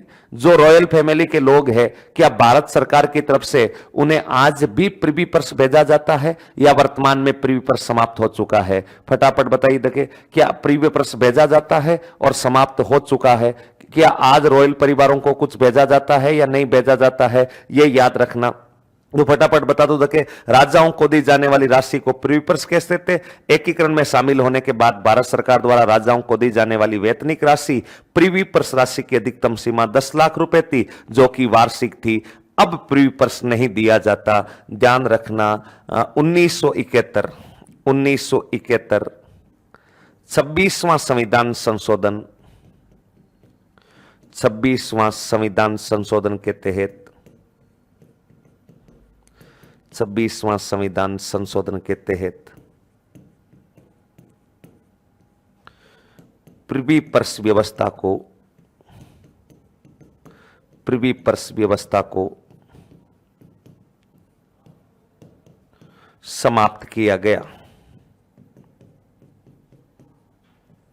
उस समय इंदिरा गांधी देश की प्रधानमंत्री थी और उन्होंने इस प्रिवी पर्स व्यवस्था को समाप्त कर दिया था। हालांकि इस संविधान संशोधन के बाद भी कुछ मामले न्यायालय में चल रहे थे और कुछ परिवारों को उसके बाद भी प्रिवी पर्स मिल रहा था, लेकिन ये 1987 में जाकर के पूर्ण रूप से समाप्त हो गया था। यानी जो राजा महाराजा जिन्होंने एकीकरण पर साइन किए थे और वो बाद में 71 के बाद भी जीवित थे, उन राजा महाराजाओं ने कहा यार जब तक हम जीवित है तब तक तो मिलनी चाहिए। तो कुछ विशेष न्यायालय के आदेशों पर छूट के तहत 1980, 82, 85 तक रियासतों को मिल रही थी, लेकिन कानूनन तौर पर यह कहा गया था कि अब हम किसी को प्रिवी पर्स नहीं देंगे। 1971 में इंदिरा गांधी ने इस व्यवस्था को क्या कर दिया था? समाप्त कर दिया गया था। 26वें संविधान संशोधन से हटा दिया गया था। तो ये उतार लो प्रिवी पर्स के अंदर। 2 लाइन का प्रश्न कोई पूछ ले तो जल्दी उतारना।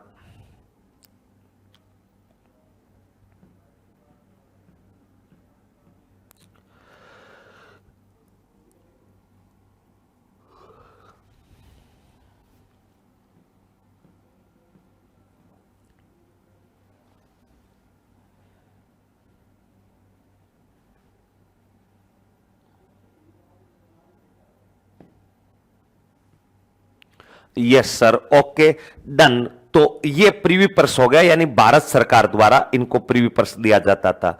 अगर कोई आपसे पूछ ले कि राजस्थान में सबसे ज्यादा प्रिवी पर्स किसको था? मेवाड़ को था। मैं अभी आगे जब तीसरा चरण पढ़ाऊंगा एकीकरण का तब आपको बताऊंगा। मेवाड़ के बाद जयपुर वालों का, बाद में मारवाड़ वालों का, बाद में बीकानेर वालों का, तो 20 लाख 18 लाख। लेकिन जब कानून बना था तब इन्होंने अधिकतम सीमा कितने लाख रुपए की डिसाइड की थी? 10 लाख रुपए की डिसाइड की थी। हाँ ठीक है, ये राजा के लिए निजी खर्चे के लिए होती थी। बिल्कुल उनका वो वेतन होता था, वो उनको कहां खर्च करेंगे, कहां खर्चे नहीं करेंगे।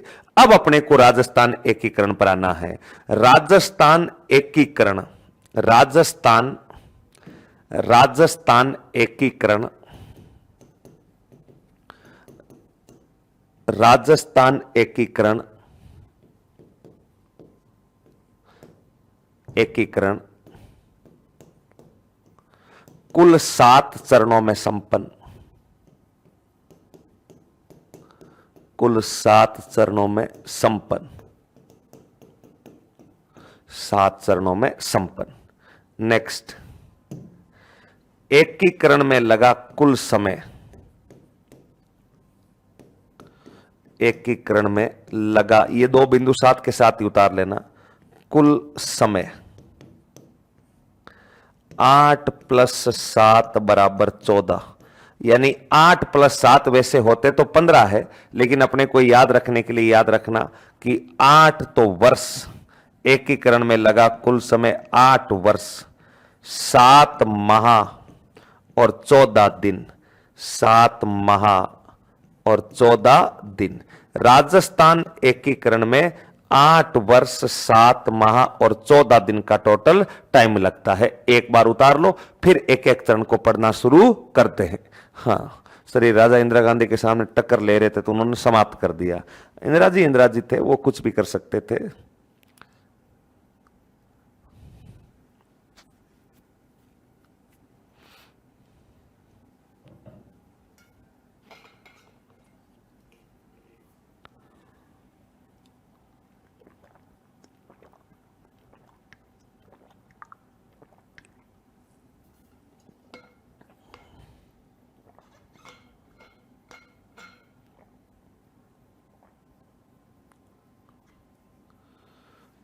ठीक है, अब आगे बढ़ते हैं। राजस्थान एकीकरण कुल कितने चरणों में संपन्न? 7। एकीकरण में लगा कुल समय 8 वर्ष 7 माह और बताओ कितने दिन? 14 दिन। अब अपने को एक एक चरण पढ़ना है कि पहले चरण में क्या हुआ था, यानी अपने सामने टारगेट। अब एकीकरण शुरू हो रहा है राजस्थान का। राजस्थान में आपके जहन में टोटल टारगेट पहले दिमाग में सेट करके रखो कि 19 रियासतों को हमें मिलाना है, 3 ठिकानों को मिलाना है और एक चीफ कमिश्नर को मिलाना। चीफ कमिश्नर कौन सा था? अजमेर था। उसको भी अपने अंदर ही लाना। भाई अजमेर आज अपना हिस्सा है या नहीं है? है। तो सबको मिला करके लेकर के आना है। इसके लिए अपने को टोटल कितने स्टेज पढ़ने पड़ेंगे? 7। स्टेज बाय स्टेज जाते जाओ, सबको मिलाते रहेंगे। तो आप हेडिंग लगाओ एकीकरण का प्रथम चरण। एक बार समझ लेना आराम से, राजस्थान एकीकरण का प्रथम चरण। राजस्थान एकीकरण 7 चरणों में हुआ था। एकीकरण का प्रथम चरण, प्रथम चरण, प्रथम चरण राजस्थान एकीकरण का होता है 18 मार्च 1948 को। 18 मार्च 1948 को राजस्थान एकीकरण का प्रथम चरण होता है। एकीकरण का प्रथम चरण होता है। इस प्रथम चरण के अंदर क्या किया गया? अपने को 7 चरण है अपने पास, रियासतें 19 ही है। प्रथम चरण में 4 रियासतों को एक साथ मिलाया गया। A plus B plus C plus D. A का मतलब हो गया अलवर, अलवर। बी का मतलब हो गया भरतपुर, बी का मतलब हो गया भरतपुर। सी का मतलब हो गया करौली और डी का मतलब हो गया धौलपुर। पहले इन 4 रियासतों को मिलाया गया और इन 4 रियासतों के साथ में एक ठिकाना था। और वो एक ठिकाना कौन सा था? तो स्वाभाविक सी बात है, वो ठिकाना था निमराना। ठिकाना कौन सा था? निमराना। इन 4 रियासतें और एक ठिकाना, इनको मिलाकर के 5 रियासतों का ही एक राज्य बना दिया। यानी इन 5 रियासतों में जो नया संघ बना था, जो प्रदेश का नाम रखा गया था, वो रखा गया था मत्स्य संघ। मत्स्य संघ।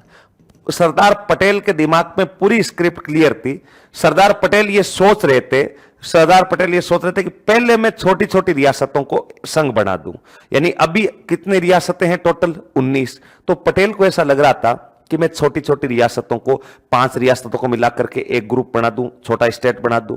7-8 को मिलाकर फिर स्टेट बना दूं, उनको मिलाकर स्टेट बना दूं। और जब 19 रियासतों के 3-4 बड़े संघ बन जाएंगे तो बाद में इन संघों को आपस में मिलाकर के एक राजस्थान बना दूंगा। इसलिए सरदार पटेल 19 रियासतों का एकीकरण शुरू करने से पहले 4 रियासतें और एक ठिकाने को मिलाकर के एक छोटा संघ बना देते हैं। उस संघ का नाम रखा गया मत्स्य संघ। एक राज्य बना देते हैं। पटेल के दिमाग में स्क्रिप्ट पहले से पूरी रची हुई थी कि 19 रियासतों को एक साथ मिलाएंगे तो खूब सारे राजा आनाकानी करेंगे। पहले ऐसा करते, 5-5 शासक को मिला देते हैं, 2-2 3-3 ग्रुप बना देते हैं, एक में 4, एक में 5, एक में 7, और फिर उन ग्रुपों को आपस में मिला देंगे तो एक पूरा विस्तार से आपका राज्य बन जाएगा, वेल प्रोसेस से। तो पटेल ने पहले चरण में 4 रियासतें और एक ठिकाने को मिलाकर प्रदेश बनाया, मत्स्य संघ। अब कोई भी प्रदेश बनता है तो उस प्रदेश की एक राजधानी होती है। इस मत्स्य संघ की जो राजधानी रखी गई थी, मत्स्य संघ की राजधानी कौन सी रखी गई थी? अलवर।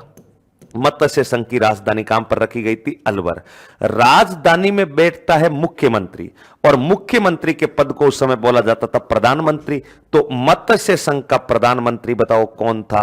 मत्स्य संघ का प्रधानमंत्री, मत्स्य संघ का प्रधानमंत्री बनाया गया था शोभाराम कुमावत को। अलवर के रहने वाले थे शोभाराम कुमावत।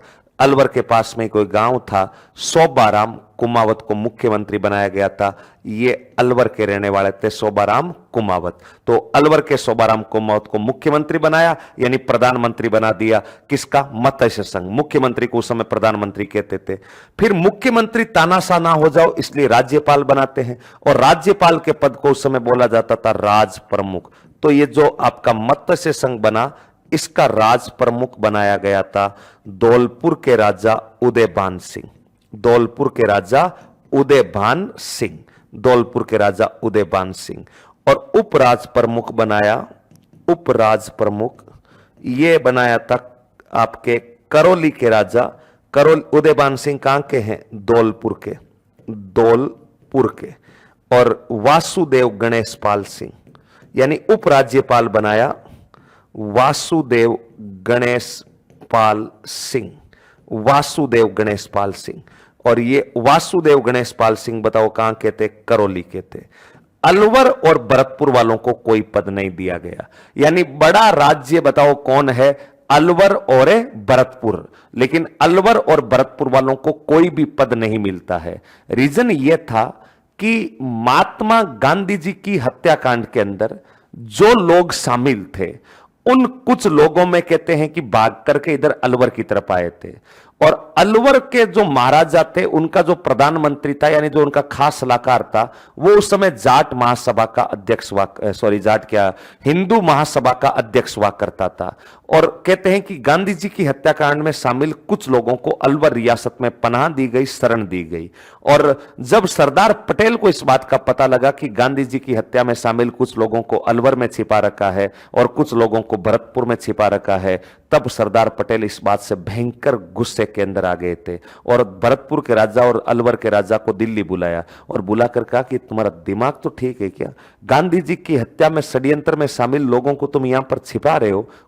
किसने छिपाया है? कौन छिपाया है? भरतपुर के राजा ने कहा कि अपनी कोई गलती नहीं है, मैंने एक को भी शरण नहीं दी है। अलवर के राजा के ऊपर ये आरोप लगे और अलवर के राजा ने कहा कि नहीं, मैंने ऐसा कुछ नहीं किया। सरदार पटेल ने कहा आज के आज एकीकरण पर हस्ताक्षर कर दो, तुम दोनों को कोई पद भी नहीं मिलेगा। तुमने गांधी जी की हत्याकांड में शामिल लोगों को यहां पनाह देने का प्रयत्न किया है, या साजिश रचने वालों ने तुम्हारी रियासतों में बैठ करके साजिशें रची है और तुम उनको पनाह दे रहे हो। आज के आज हस्ताक्षर कर दीजिए, कोई तुम्हें पद नहीं मिलेगा।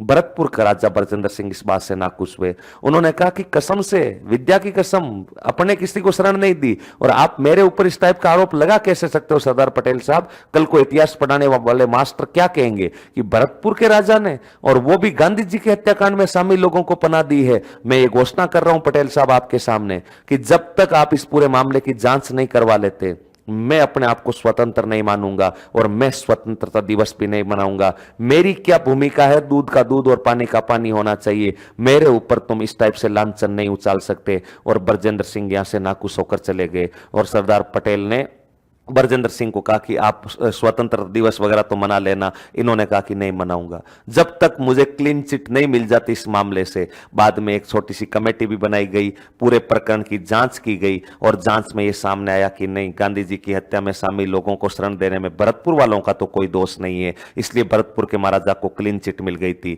लेकिन भरतपुर के महाराजा ने पहला स्वतंत्र दिवस नहीं मनाया था। कोई पूछेगा कि राजस्थान का एकमात्र रियासत जिसने देश की आजादी के बाद प्रथम स्वतंत्रता दिवस नहीं मनाया था, वो रियासत थी भरतपुर, क्योंकि भरतपुर के महाराजा बरजिंदर सिंह पर इस टाइप के आरोप लगे थे। बरजिंदर सिंह इन आरोपों को सहन नहीं कर पा रहे थे और उन्होंने कहा था कि फिर मतलब क्या, मेरे ऊपर जब लांछन लग गया तो मैं जब तक क्लीन चिट नहीं मिल जाती स्वयं को स्वतंत्र नहीं मानकर स्वतंत्र दिवस नहीं मनाऊंगा। बाद में जांच में ये सामने आ गया था कि एक निर्दोष है, क्लीन चिट मिल गई। उसके बाद भरतपुर में शांति स्थापित हो गई थी और अलवर के राजा पर तो ये आरोप लगे ही रहे थे। इसलिए सरदार पटेल नाखुश होकर के बड़ी रियासतों के राजा, अलवर और भरतपुर रियासतों के राजाओं को कोई पद नहीं देते और जब बड़ों का पद नहीं मिलता तो छोटों के मोजा ही मोजा। और धौलपुर वाले देखो, भरतपुर के छोटे भाई थे लेकिन राज्यपाल बनकर बैठ गए, और करौली तो छोटी सी रियासत थी, वो भी उपराज्यपाल की लाल बत्ती की गाड़ी लेकर के घूम रहे थे। तो राज प्रमुख उदयभान सिंह और उपराज प्रमुख किसको बनाया था? वासुदेव गणेश पाल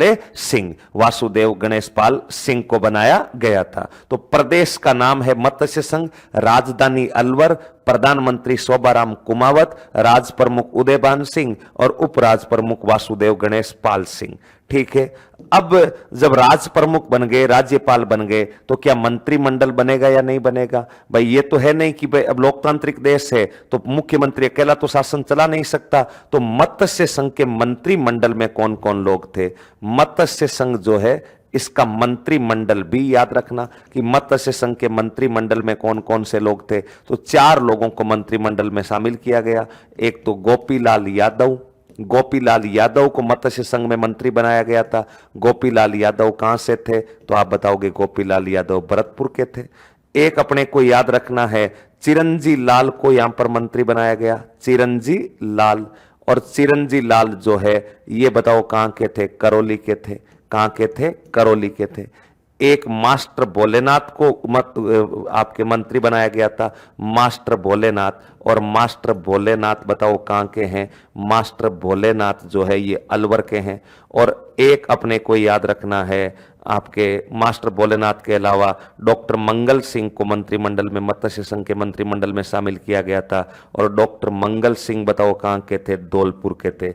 इन सब को यानी चारों रियासतों से एक एक नेताओं को मंत्रिमंडल में शामिल किया। प्रधानमंत्री शोभाराम कुमावत को, राज प्रमुख उदयभान सिंह और उपराज प्रमुख वासुदेव गणेश पाल सिंह, ये मंत्रिमंडल बन गया।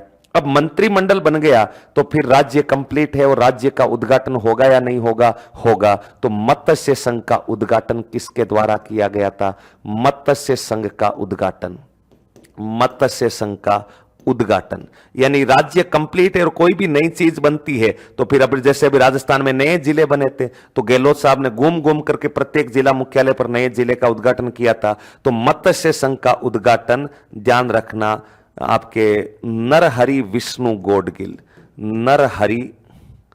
नरहरि विष्णु गोडगिल, यानी शॉर्ट में अपन बोल देते हैं NV गोडगिल द्वारा, NV गोडगिल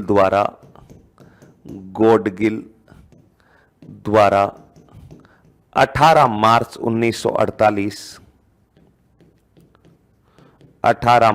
1948 भरतपुर के लोहागढ़ दुर्ग में किया गया।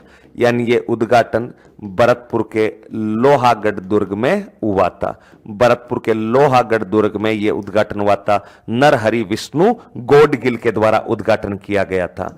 अब जब मत्स्य संघ बन गया था तो इस मत्स्य संघ का टोटल रेवेन्यू कितना होता था? जैसे आज राजस्थान सरकार का टोटल इनकम थी तो यहां से ग्राम सेवक 2016 के अंदर एक प्रश्न पूछा गया था कि मत्स्य संघ की औसत वार्षिक आय क्या थी?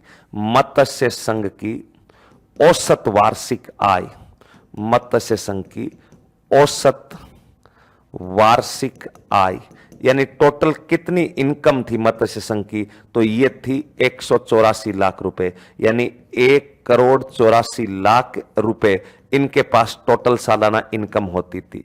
नेक्स्ट, मत्स्य संघ की जनसंख्या कितनी थी? यानी इन चारों रियासतों में मिलाया जाए तो मत्स्य संघ की जनसंख्या, मत्स्य संघ की जनसंख्या ये लगभग 18 लाख थी। वैसे 18,37,000 थी, लेकिन लगभग में याद रखो, लगभग 18.5 लाख, 18.5 लाख। और मत्स्य संघ का क्षेत्रफल कितना था? जैसे राजस्थान का क्षेत्रफल 3,42,000 है, तो उनमें से मत्स्य संघ का क्षेत्रफल लगभग 12,000 वर्ग मील था। क्षेत्रफल 12,000 वर्ग मील, 12,000 वर्ग मील हुआ करता था। मील, किलोमीटर नहीं, वर्ग मील। अगर किलोमीटर में निकालना है तो किलोमीटर में निकालने के लिए 2.56 से गुणा करने पर वर्ग के में प्राप्त होगा। 2.56 से गुणा करने पर किलोमीटर में प्राप्त, गुणा करने पर किलोमीटर में मान प्राप्त, km में प्राप्त। आपको मील में एनसीईआरटी की किताब में लिखा हुआ है, अगर मान लीजिए आपको किलोमीटर में चाहिए इसका मत्स्य संघ का क्षेत्रफल, तो 2.56 से गुणा कर लेना। तो ये है मत्स्य संघ का मोटा मोटा स्ट्रक्चर। यानी पहले चरण के अंदर क्या किया गया था, पहले चरण के अंदर 4 रियासतें अलवर, भरतपुर, करौली, धौलपुर मिलाई गई थी, क्योंकि पटेल साहब को पता था कि पहले छोटी छोटी रियासतों को मिलाकर उनका संगठन बनाया जाए और बाद में उन्हीं संगठनों को आपस में मिलाकर के राजस्थान बनाया जाए। तो फिर ये संगठन बना, संगठन में मुख्यमंत्री शोभाराम को बना दिया, उनका मंत्रिमंडल में ये लोग थे, राज्यपाल धौलपुर करौली वालों को बना दिया, अलवर भरतपुर वालों को कोई पद हाथ नहीं आया था, क्योंकि महात्मा गांधी की हत्याकांड में शामिल आरोपियों को शरण देने का आरोप लगा था। बाद में महाराजा ब्रजेंद्र सिंह को तो क्लीन चिट मिल गई थी, लेकिन अलवर के महाराजा पर आरोप लगते रहे थे।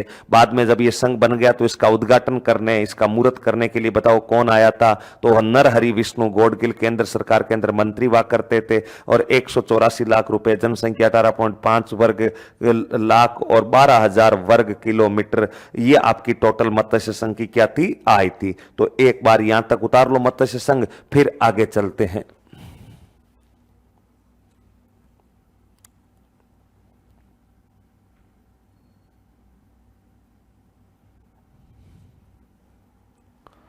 जल्दी उतारो।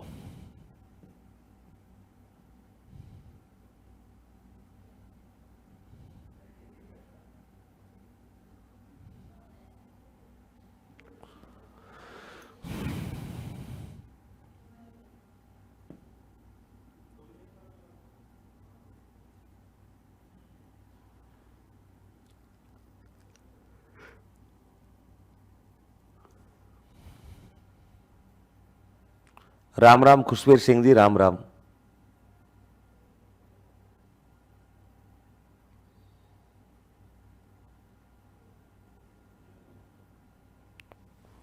सर कल आपने करौली में यादव लिखवाया, तो आज भरतपुर में यादव कैसे आ गए? तो यादव क्या केवल करौली में रहेंगे क्या? यादव तो अलवर में भी खूब है, भरतपुर में भी खूब है। राजा की बात कर रहे हैं, राजा करौली में यादव वंश का था, बाकी तो यादव कहीं भी रह सकते हैं।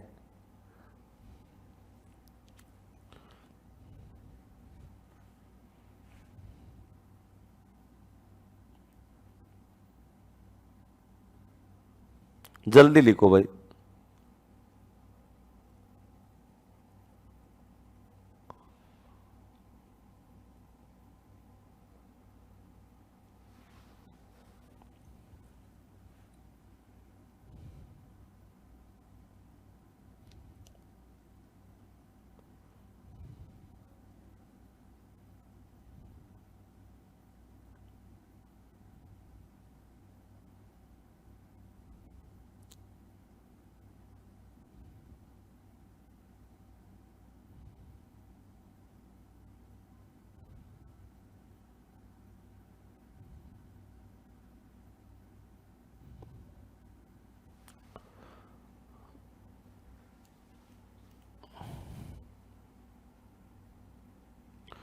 राज प्रमुख का पद पूरे भारत में था या राजस्थान में? पूरे भारत में ही था। जो देसी रियासतें थी वहां सब जगह राज्यपाल को राज प्रमुख ही कहते थे, और 1 नवंबर 1956 को ये राज प्रमुख वाला पद हटा देंगे आगे 7वें चरण में, और राज्यपाल का पद लागू कर देंगे।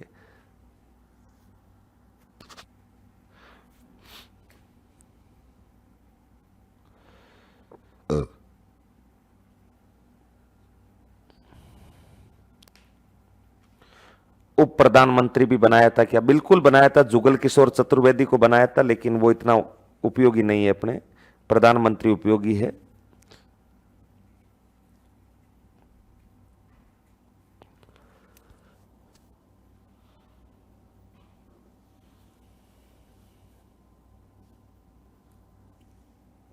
हो गया सर, डन डन डन। ठीक है, लिख लिया भाई सबने? चलो अगला उतार लो, लिख लिया तो।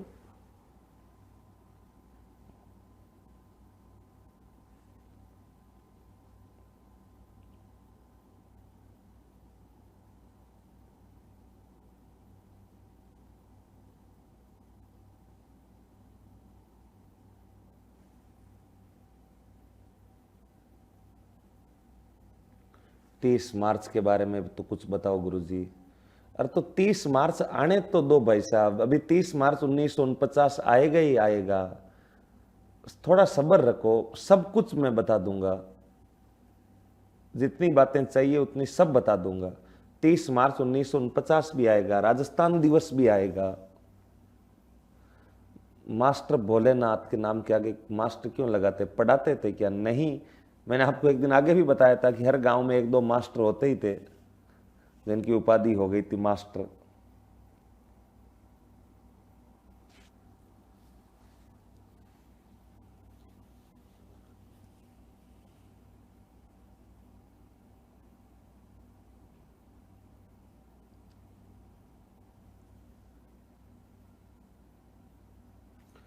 तीन 3720 किलोमीटर होगा, जो भी होगा आप 2.56 से गुणा करने पर मान किलोमीटर में प्राप्त हो जाएगा।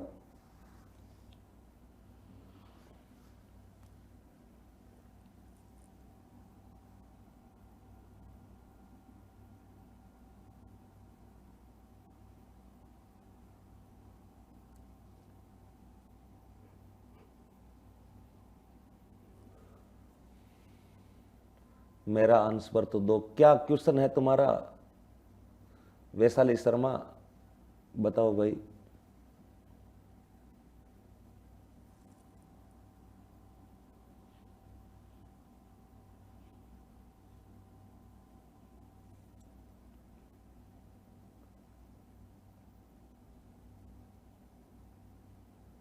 ये भरतपुर में कौन है मंत्रिमंडल से, समझ नहीं आ रहा।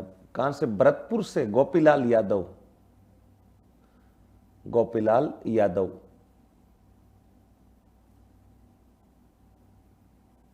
Done, okay okay. चलो भाई आगे चलो, पहला चरण आपका यहां पर कंप्लीट हो जाता है, पहला चरण कंप्लीट हो जाता है। फटाफट पूछ लो वैशाली क्या कमेंट है तुम्हारा, बाद में मैं लिखना शुरू करूंगा तब तुम वापस कमेंट करोगे तो उस समय नजर ही नहीं जाएगी। हाँ, अब अभी पहला चरण पूरा नहीं हुआ, इसमें 3-4 फैक्ट याद रखने। ये तो मोटा मोटा स्ट्रक्चर आपका पूरा हो गया था, मोटा मोटा स्ट्रक्चर आपका पूरा हो गया था। तो मत्स्य संघ में कौन प्रधानमंत्री थे, उप प्रधानमंत्री, जहां अगर थोड़ी जगह हो तो लिख लेना, एक मत्स्य संघ में उप प्रधानमंत्री का पद भी था। उप प्रधानमंत्री किसको बनाया था? जुगल किशोर चतुर्वेदी। देखो यहां पर आगे लिखा हुआ उप प्रधानमंत्री, उप प्रधानमंत्री जुगल किशोर चतुर्वेदी। जगह है तो ऐड कर लेना, नहीं है तो रहने देना, राइटिंग खराब मत करना। जुगल किशोर चतुर्वेदी, जुगल किशोर चतुर्वेदी। वो माघ नहीं आ रहा था, क्या नहीं आ रहा था? वो माघ नहीं आ रहा था, मतलब क्या कहना चाह रही हो वैशाली जी? वो माघ नहीं आ रहा था, वो मग नहीं आ रहा था, मैं समझा नहीं, वो मग नहीं आ रहा था। ठीक है, लिख लिया सबने? उप प्रधानमंत्री वाला पद ये ऐड कर लेना, जुगल किशोर चतुर्वेदी। अब प्रथम चरण से संबंधित कुछ महत्वपूर्ण बातें हैं जो अपने को याद रखनी है। अब सबसे पहले तो आपसे सिंपल सा क्वेश्चन, कहीं गलती नहीं करवा दे। देखो क्वेश्चन इस टाइप का आएगा कि मत्स्य संघ में, मत्स्य संघ में कुल कितनी इकाइयों का विलेवा, कुल कितनी इकाइयों का विलेवा? विलेवा। Option A 4, option B 5, C 6, D 7। फटाफट बताओ दके, मत्स्य संघ में कुल कितनी इकाइयों का विलेवा? अब ये पहला चरण ही चल रहा है, पहले चरण से संबंधित एक दो बेसिक बातें जो प्री में आप गलती नहीं कर दो। मत्स्य संघ में कुल कितनी इकाइयों का विलेवा? फटाफट बताइए देखिए उत्तर क्या होगा। 4, 5, 6, 7। 4, 4, आशु सिंह 5, 5, 5, सुनीता 5, 4, 4, 4, 4, 4, 4, 5, 5, 4, 5, 5, 4, 4, 5। देखो कई लोग इसमें भी गलती कर जाते। ठीक रहा, समझा दिया। हालांकि ज्यादातर 5 कुछ का 4 आ रहा है। तो ध्यान रहे, मत्स्य संघ में कुल कितनी इकाइयों का विलय हुआ था, तो उत्तर होगा 5। अगर यही प्रश्न होता कि कितनी रियासतों का विलय हुआ, तो 4 रियासतें प्लस 1 ठिकाना और कुल इकाइयां कितनी हो गई, 5 हो गई। लेकिन केवल रियासतें पूछता तो 4, केवल ठिकाना पूछता तो 1, लेकिन कुल कितनी इकाइयां, तो इकाइयां 4 प्लस 1 कितनी हो जाएगी, 5 इकाइयों का विलय होगा। यह अपने को याद रखना है। और फिर याद रखना कि पहले चरण का नाम मत्स्य संघ क्यों हुआ। महेंद्र संघ हो जाता, मेरे नाम पे हो जाता, क्या दिक्कत थी।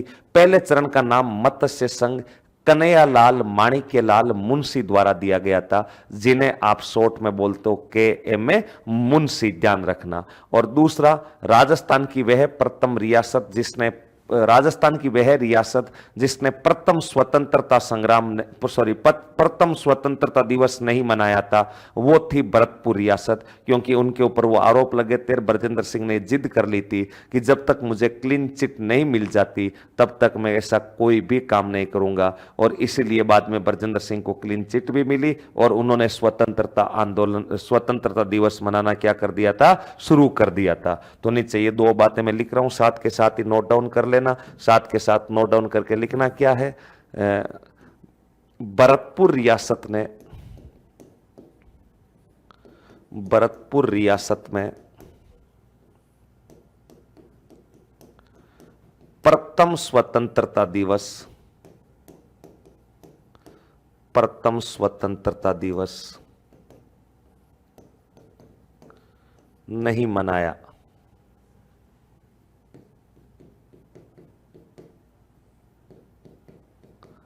नेक्स्ट,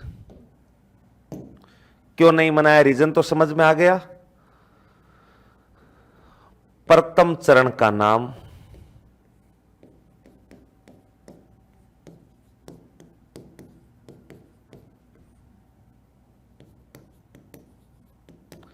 के एम मुंशी, मतलब कन्हैयालाल माणिक्यलाल मुंशी, के एम मुंशी की सिफारिश पर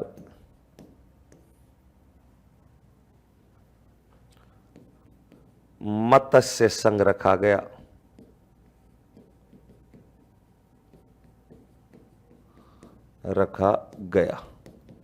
मत्स्य संघ रखा गया। तो ये 2 चीजें और उतार लो। महाभारत काल में इस जगह का नाम मत्स्य जनपद था। बिल्कुल अलवर के आसपास वाला ये जो क्षेत्र था मत्स्य जनपद का हिस्सा था, इसलिए के एम मुंशी ने इसका नाम कौन सा संघ करवा दिया था, मत्स्य संघ करवा दिया था। उतार लो इनको।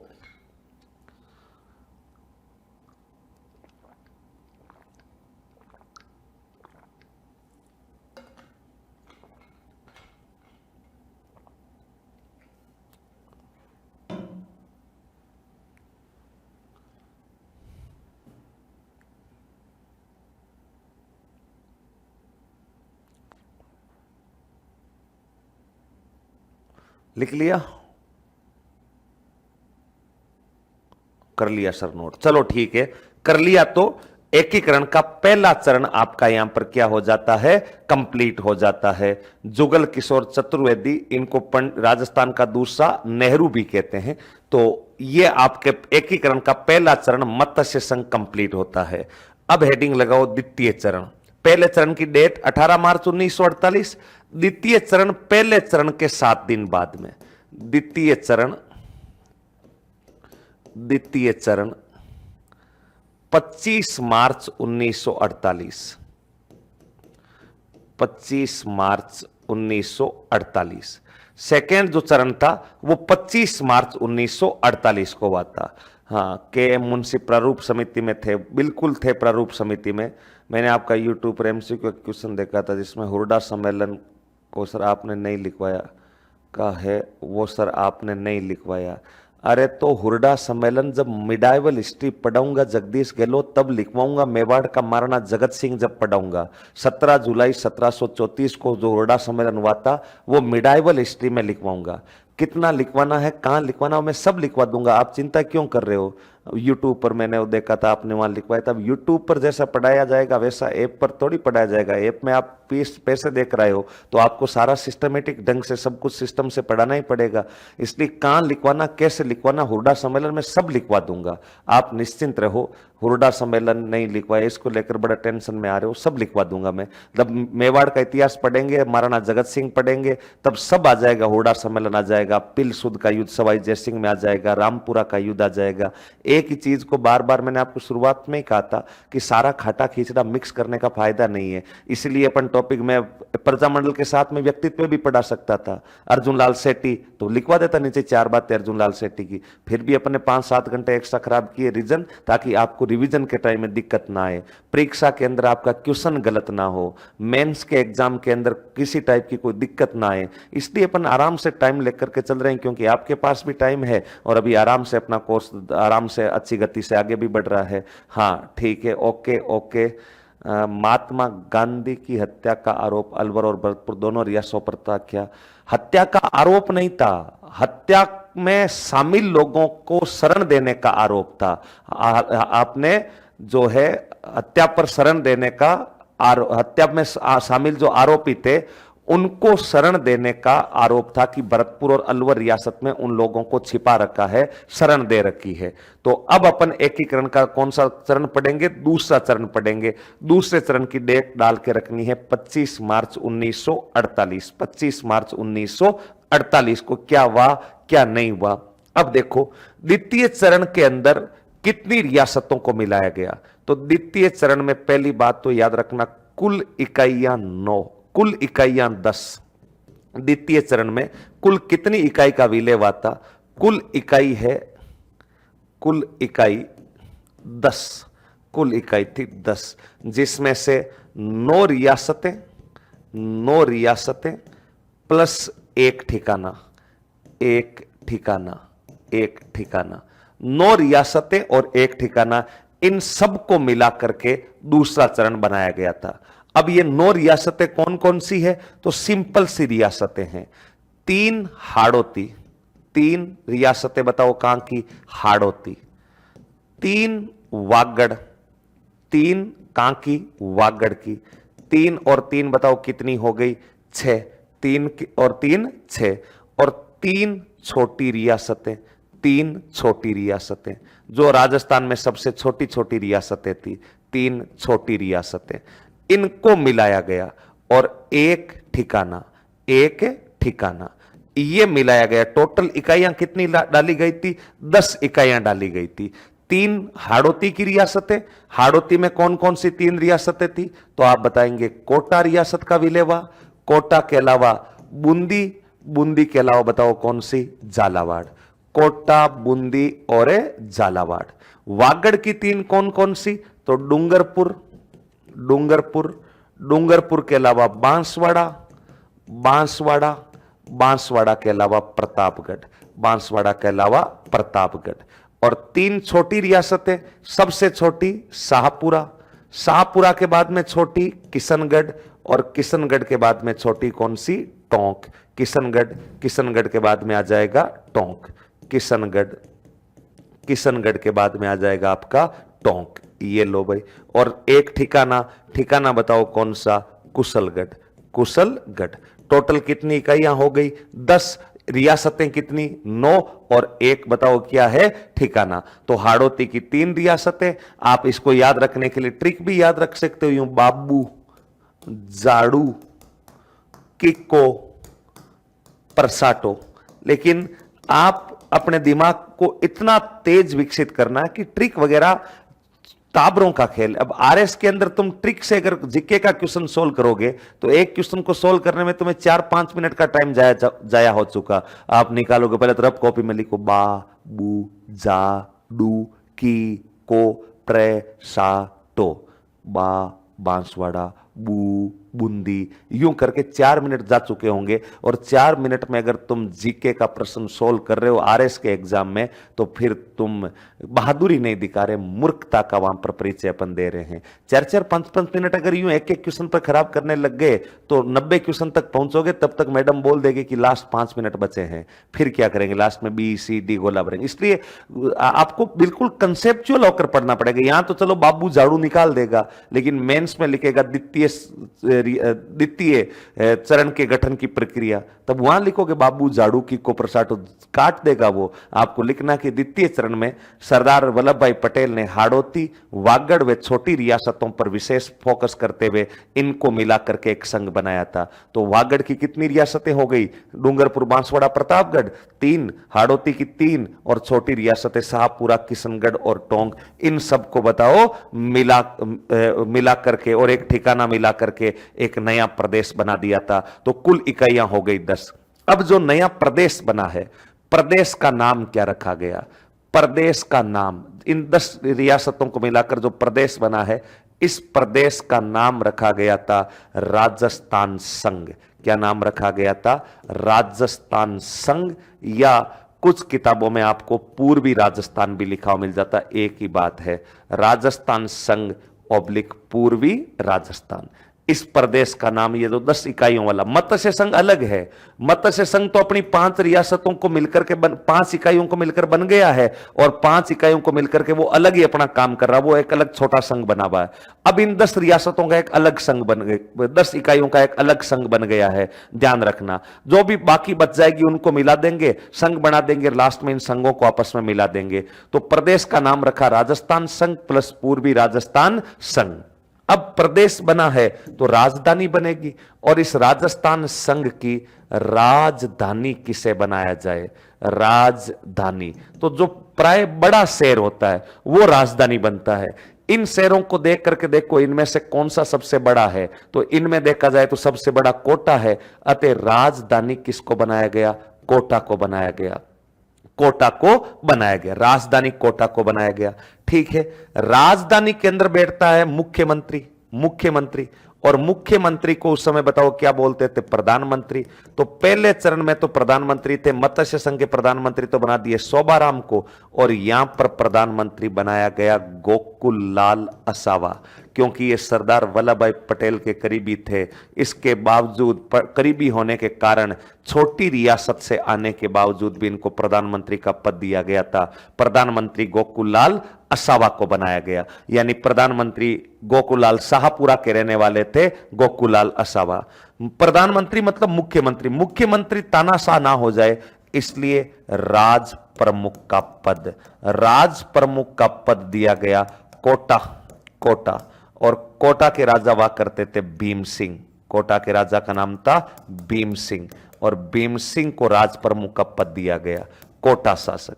अब भीम सिंह को जैसे ही राज प्रमुख का पद मिला, बूंदी वाले भड़क गए।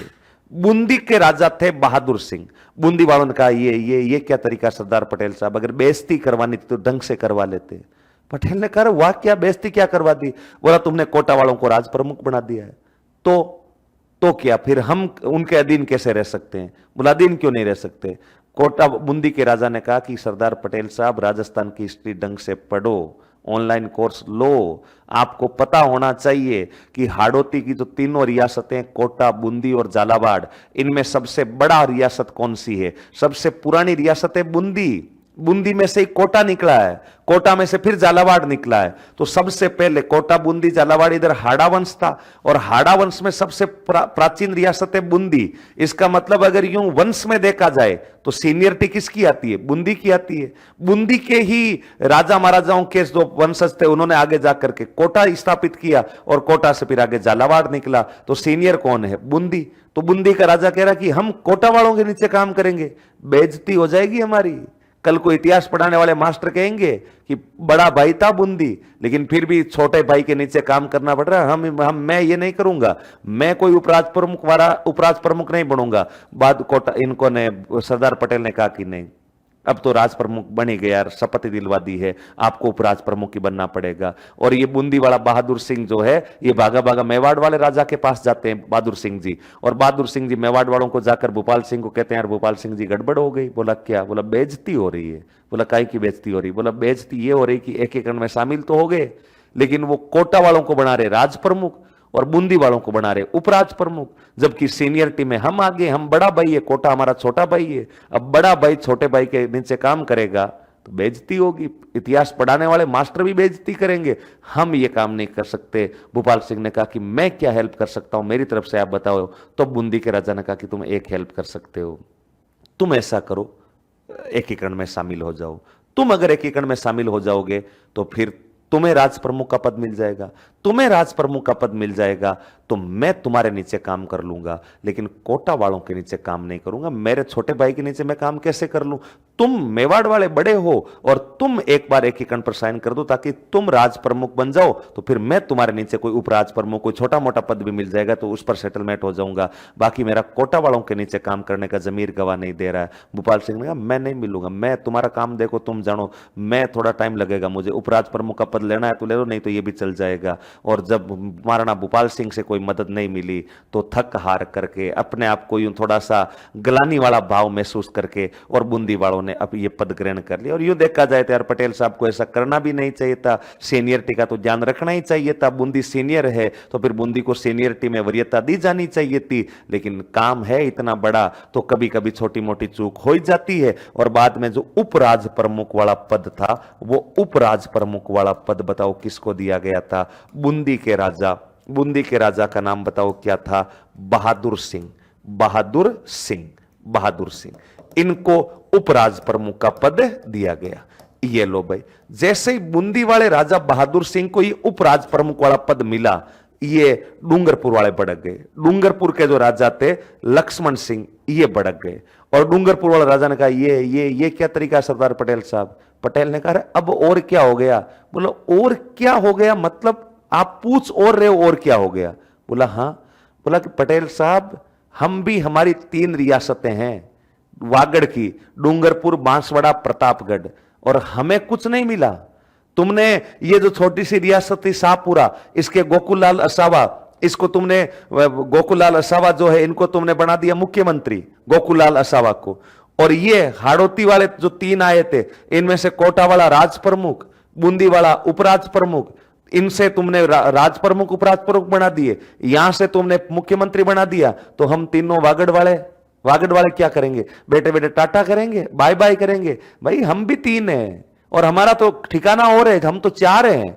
तुमने टोटल 9 रियासतें लिए, उनमें से 4 तो वागड़ की है। भाई कुशलगढ़ भी तो कहां पर है? बांसवाड़ा में। और वागल को कोई प्रतिनिधित्व मिलेगा ही नहीं, हम ये नहीं मानते। चंद्रवीर सिंह जी के तो आंखों में यूं आंसू से आ गए और इन्होंने तो यूं पटेल साहब को कहा कि पटेल साहब बेइज्जती करने में आपने कसर नहीं छोड़ी है। मैंने तो अपने डेथ ऑफ वारंट पर हस्ताक्षर कर दिए, मरण हो गया हमारा, तो हमें कुछ मिल ही नहीं रहा है। आपने हाड़ोती वालों को सब कुछ दे दिया, दे दो उनको ही दे दो, हमें तो निकाल ही दो बाहर। मैं डेथ ऑफ वारंट पर हस्ताक्षर कर रहा हूं, मैं मृत्यु को प्राप्त होने वाले पत्र पर साइन कर रहा हूं। बांसवाड़ा और डूंगरपुर वालों का जब दर्द सुना तो पटेल को लगा कि यार इनका दर्द तो वाजिब है। भाई टोटल 9 रियासतें हैं, इनमें से हाड़ोती की 3 है, 3 में से 2 मेन पदों पर हाड़ोती वालों को बिठा दिया, राजधानी कोटा को बना दी, और ये छोटी रियासत इन वाले को मुख्यमंत्री बना दिया। ये बेचारे 4 जने तो हैं, डूंगरपुर है, बांसवाड़ा है, प्रतापगढ़ है, कुशलगढ़ है, 50% इनका योगदान है, तो 50% सीटें इनको मिलनी चाहिए, लेकिन कुछ भी नहीं मिल रहा था। और लास्ट में पटेल साहब ने कहा कि देखो चंद्रवीर सिंह जी, ऐसी बात नहीं है, आप निश्चिंत रहो, आपको कुछ ना कुछ मिलेगा। लक्ष्मण सिंह ने कहा मिलेगा क्या, सारे पद तो रिजर्व हो गए।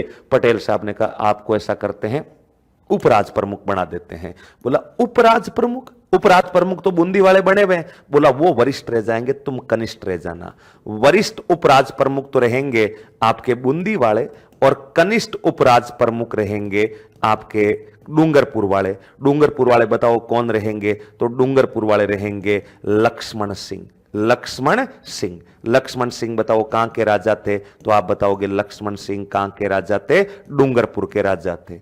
अब लक्ष्मण सिंह को जब ये कनिष्ठ उपराज प्रमुख बनाया तो कनिष्ठ उपराज प्रमुख बनते लक्ष्मण सिंह ने पूछा काम क्या है मेरा? बोला काम आम कुछ नहीं, काम राज प्रमुख सारा कर लेगा, जो ये कोटा वाला राज प्रमुख है भीम सिंह ये सारा काम कर लेगा, आपको करना कुछ नहीं, आप तो गाड़ी के आगे नंबर प्लेट लगा लो कि कनिष्ठ उपराज प्रमुख, ताकि कोई रोके टोके नहीं, काम सारा राज प्रमुख ही कर लेगा। तो अब उपराज प्रमुख में दो पद बनाए गए, तो एक तो वरिष्ठ उपराज प्रमुख बहादुर सिंह, कनिष्ठ उपराज प्रमुख लक्ष्मण सिंह, राज प्रमुख भीम सिंह, प्रधानमंत्री गोकुलाल असावा, राजधानी कोटा और प्रदेश का नाम रखा गया राजस्थान संघ। अब इसमें उद्घाटन भी होगा, मंत्रिमंडल भी होगा, लेकिन एक बार यहां तक लिखो, उसके बाद आगे की तरफ चलते हैं। आगे की तरफ एक बार दूसरा चरण उतारो, फटाफट जो है आगे चलते हैं।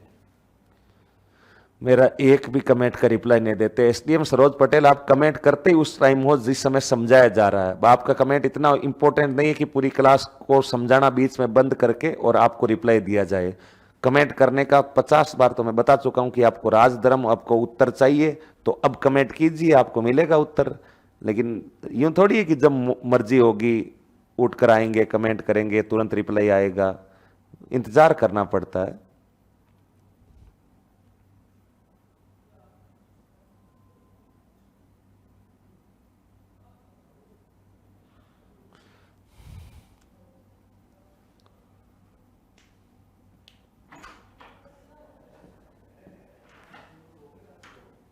ये वाला पेज तो सर नोट कर लिया तो फिर आगे वाला कर लो, अपने पास कमी थोड़ी नोट करवाने की।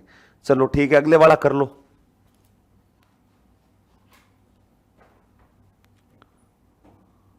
जुगल किशोर चतुर्वेदी आगे लिखवा रखा है, लेकिन अब तुम ध्यान ही नहीं रखते तो उसका मैं क्या कर सकता हूं। जिस समय प्रजामंडल आंदोलन पढ़ा रहा था जुगल किशोर चतुर्वेदी भी लिखवा रखा है। अब पूछ लो सरोज जो पूछना था, अब तुम कमेंट करोगे नहीं।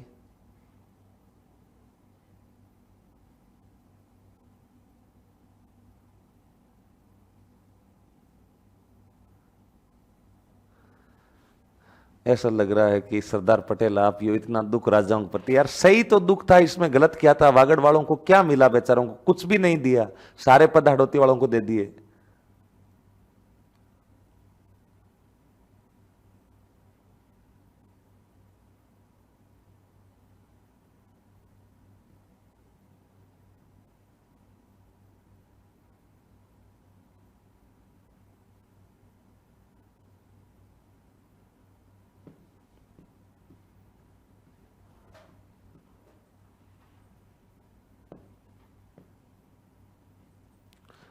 अब तुम्हारा कमेंट नहीं आएगा सरोज, जब मैं समझाऊंगा तभी आएगा।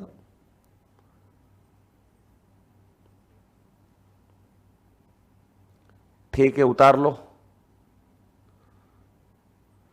Okay, done done. वागड़ वालों को प्रधानमंत्री बना देता, कुछ ना कुछ तो बनाते, कहीं ना कहीं तो एडजस्ट करते इनको।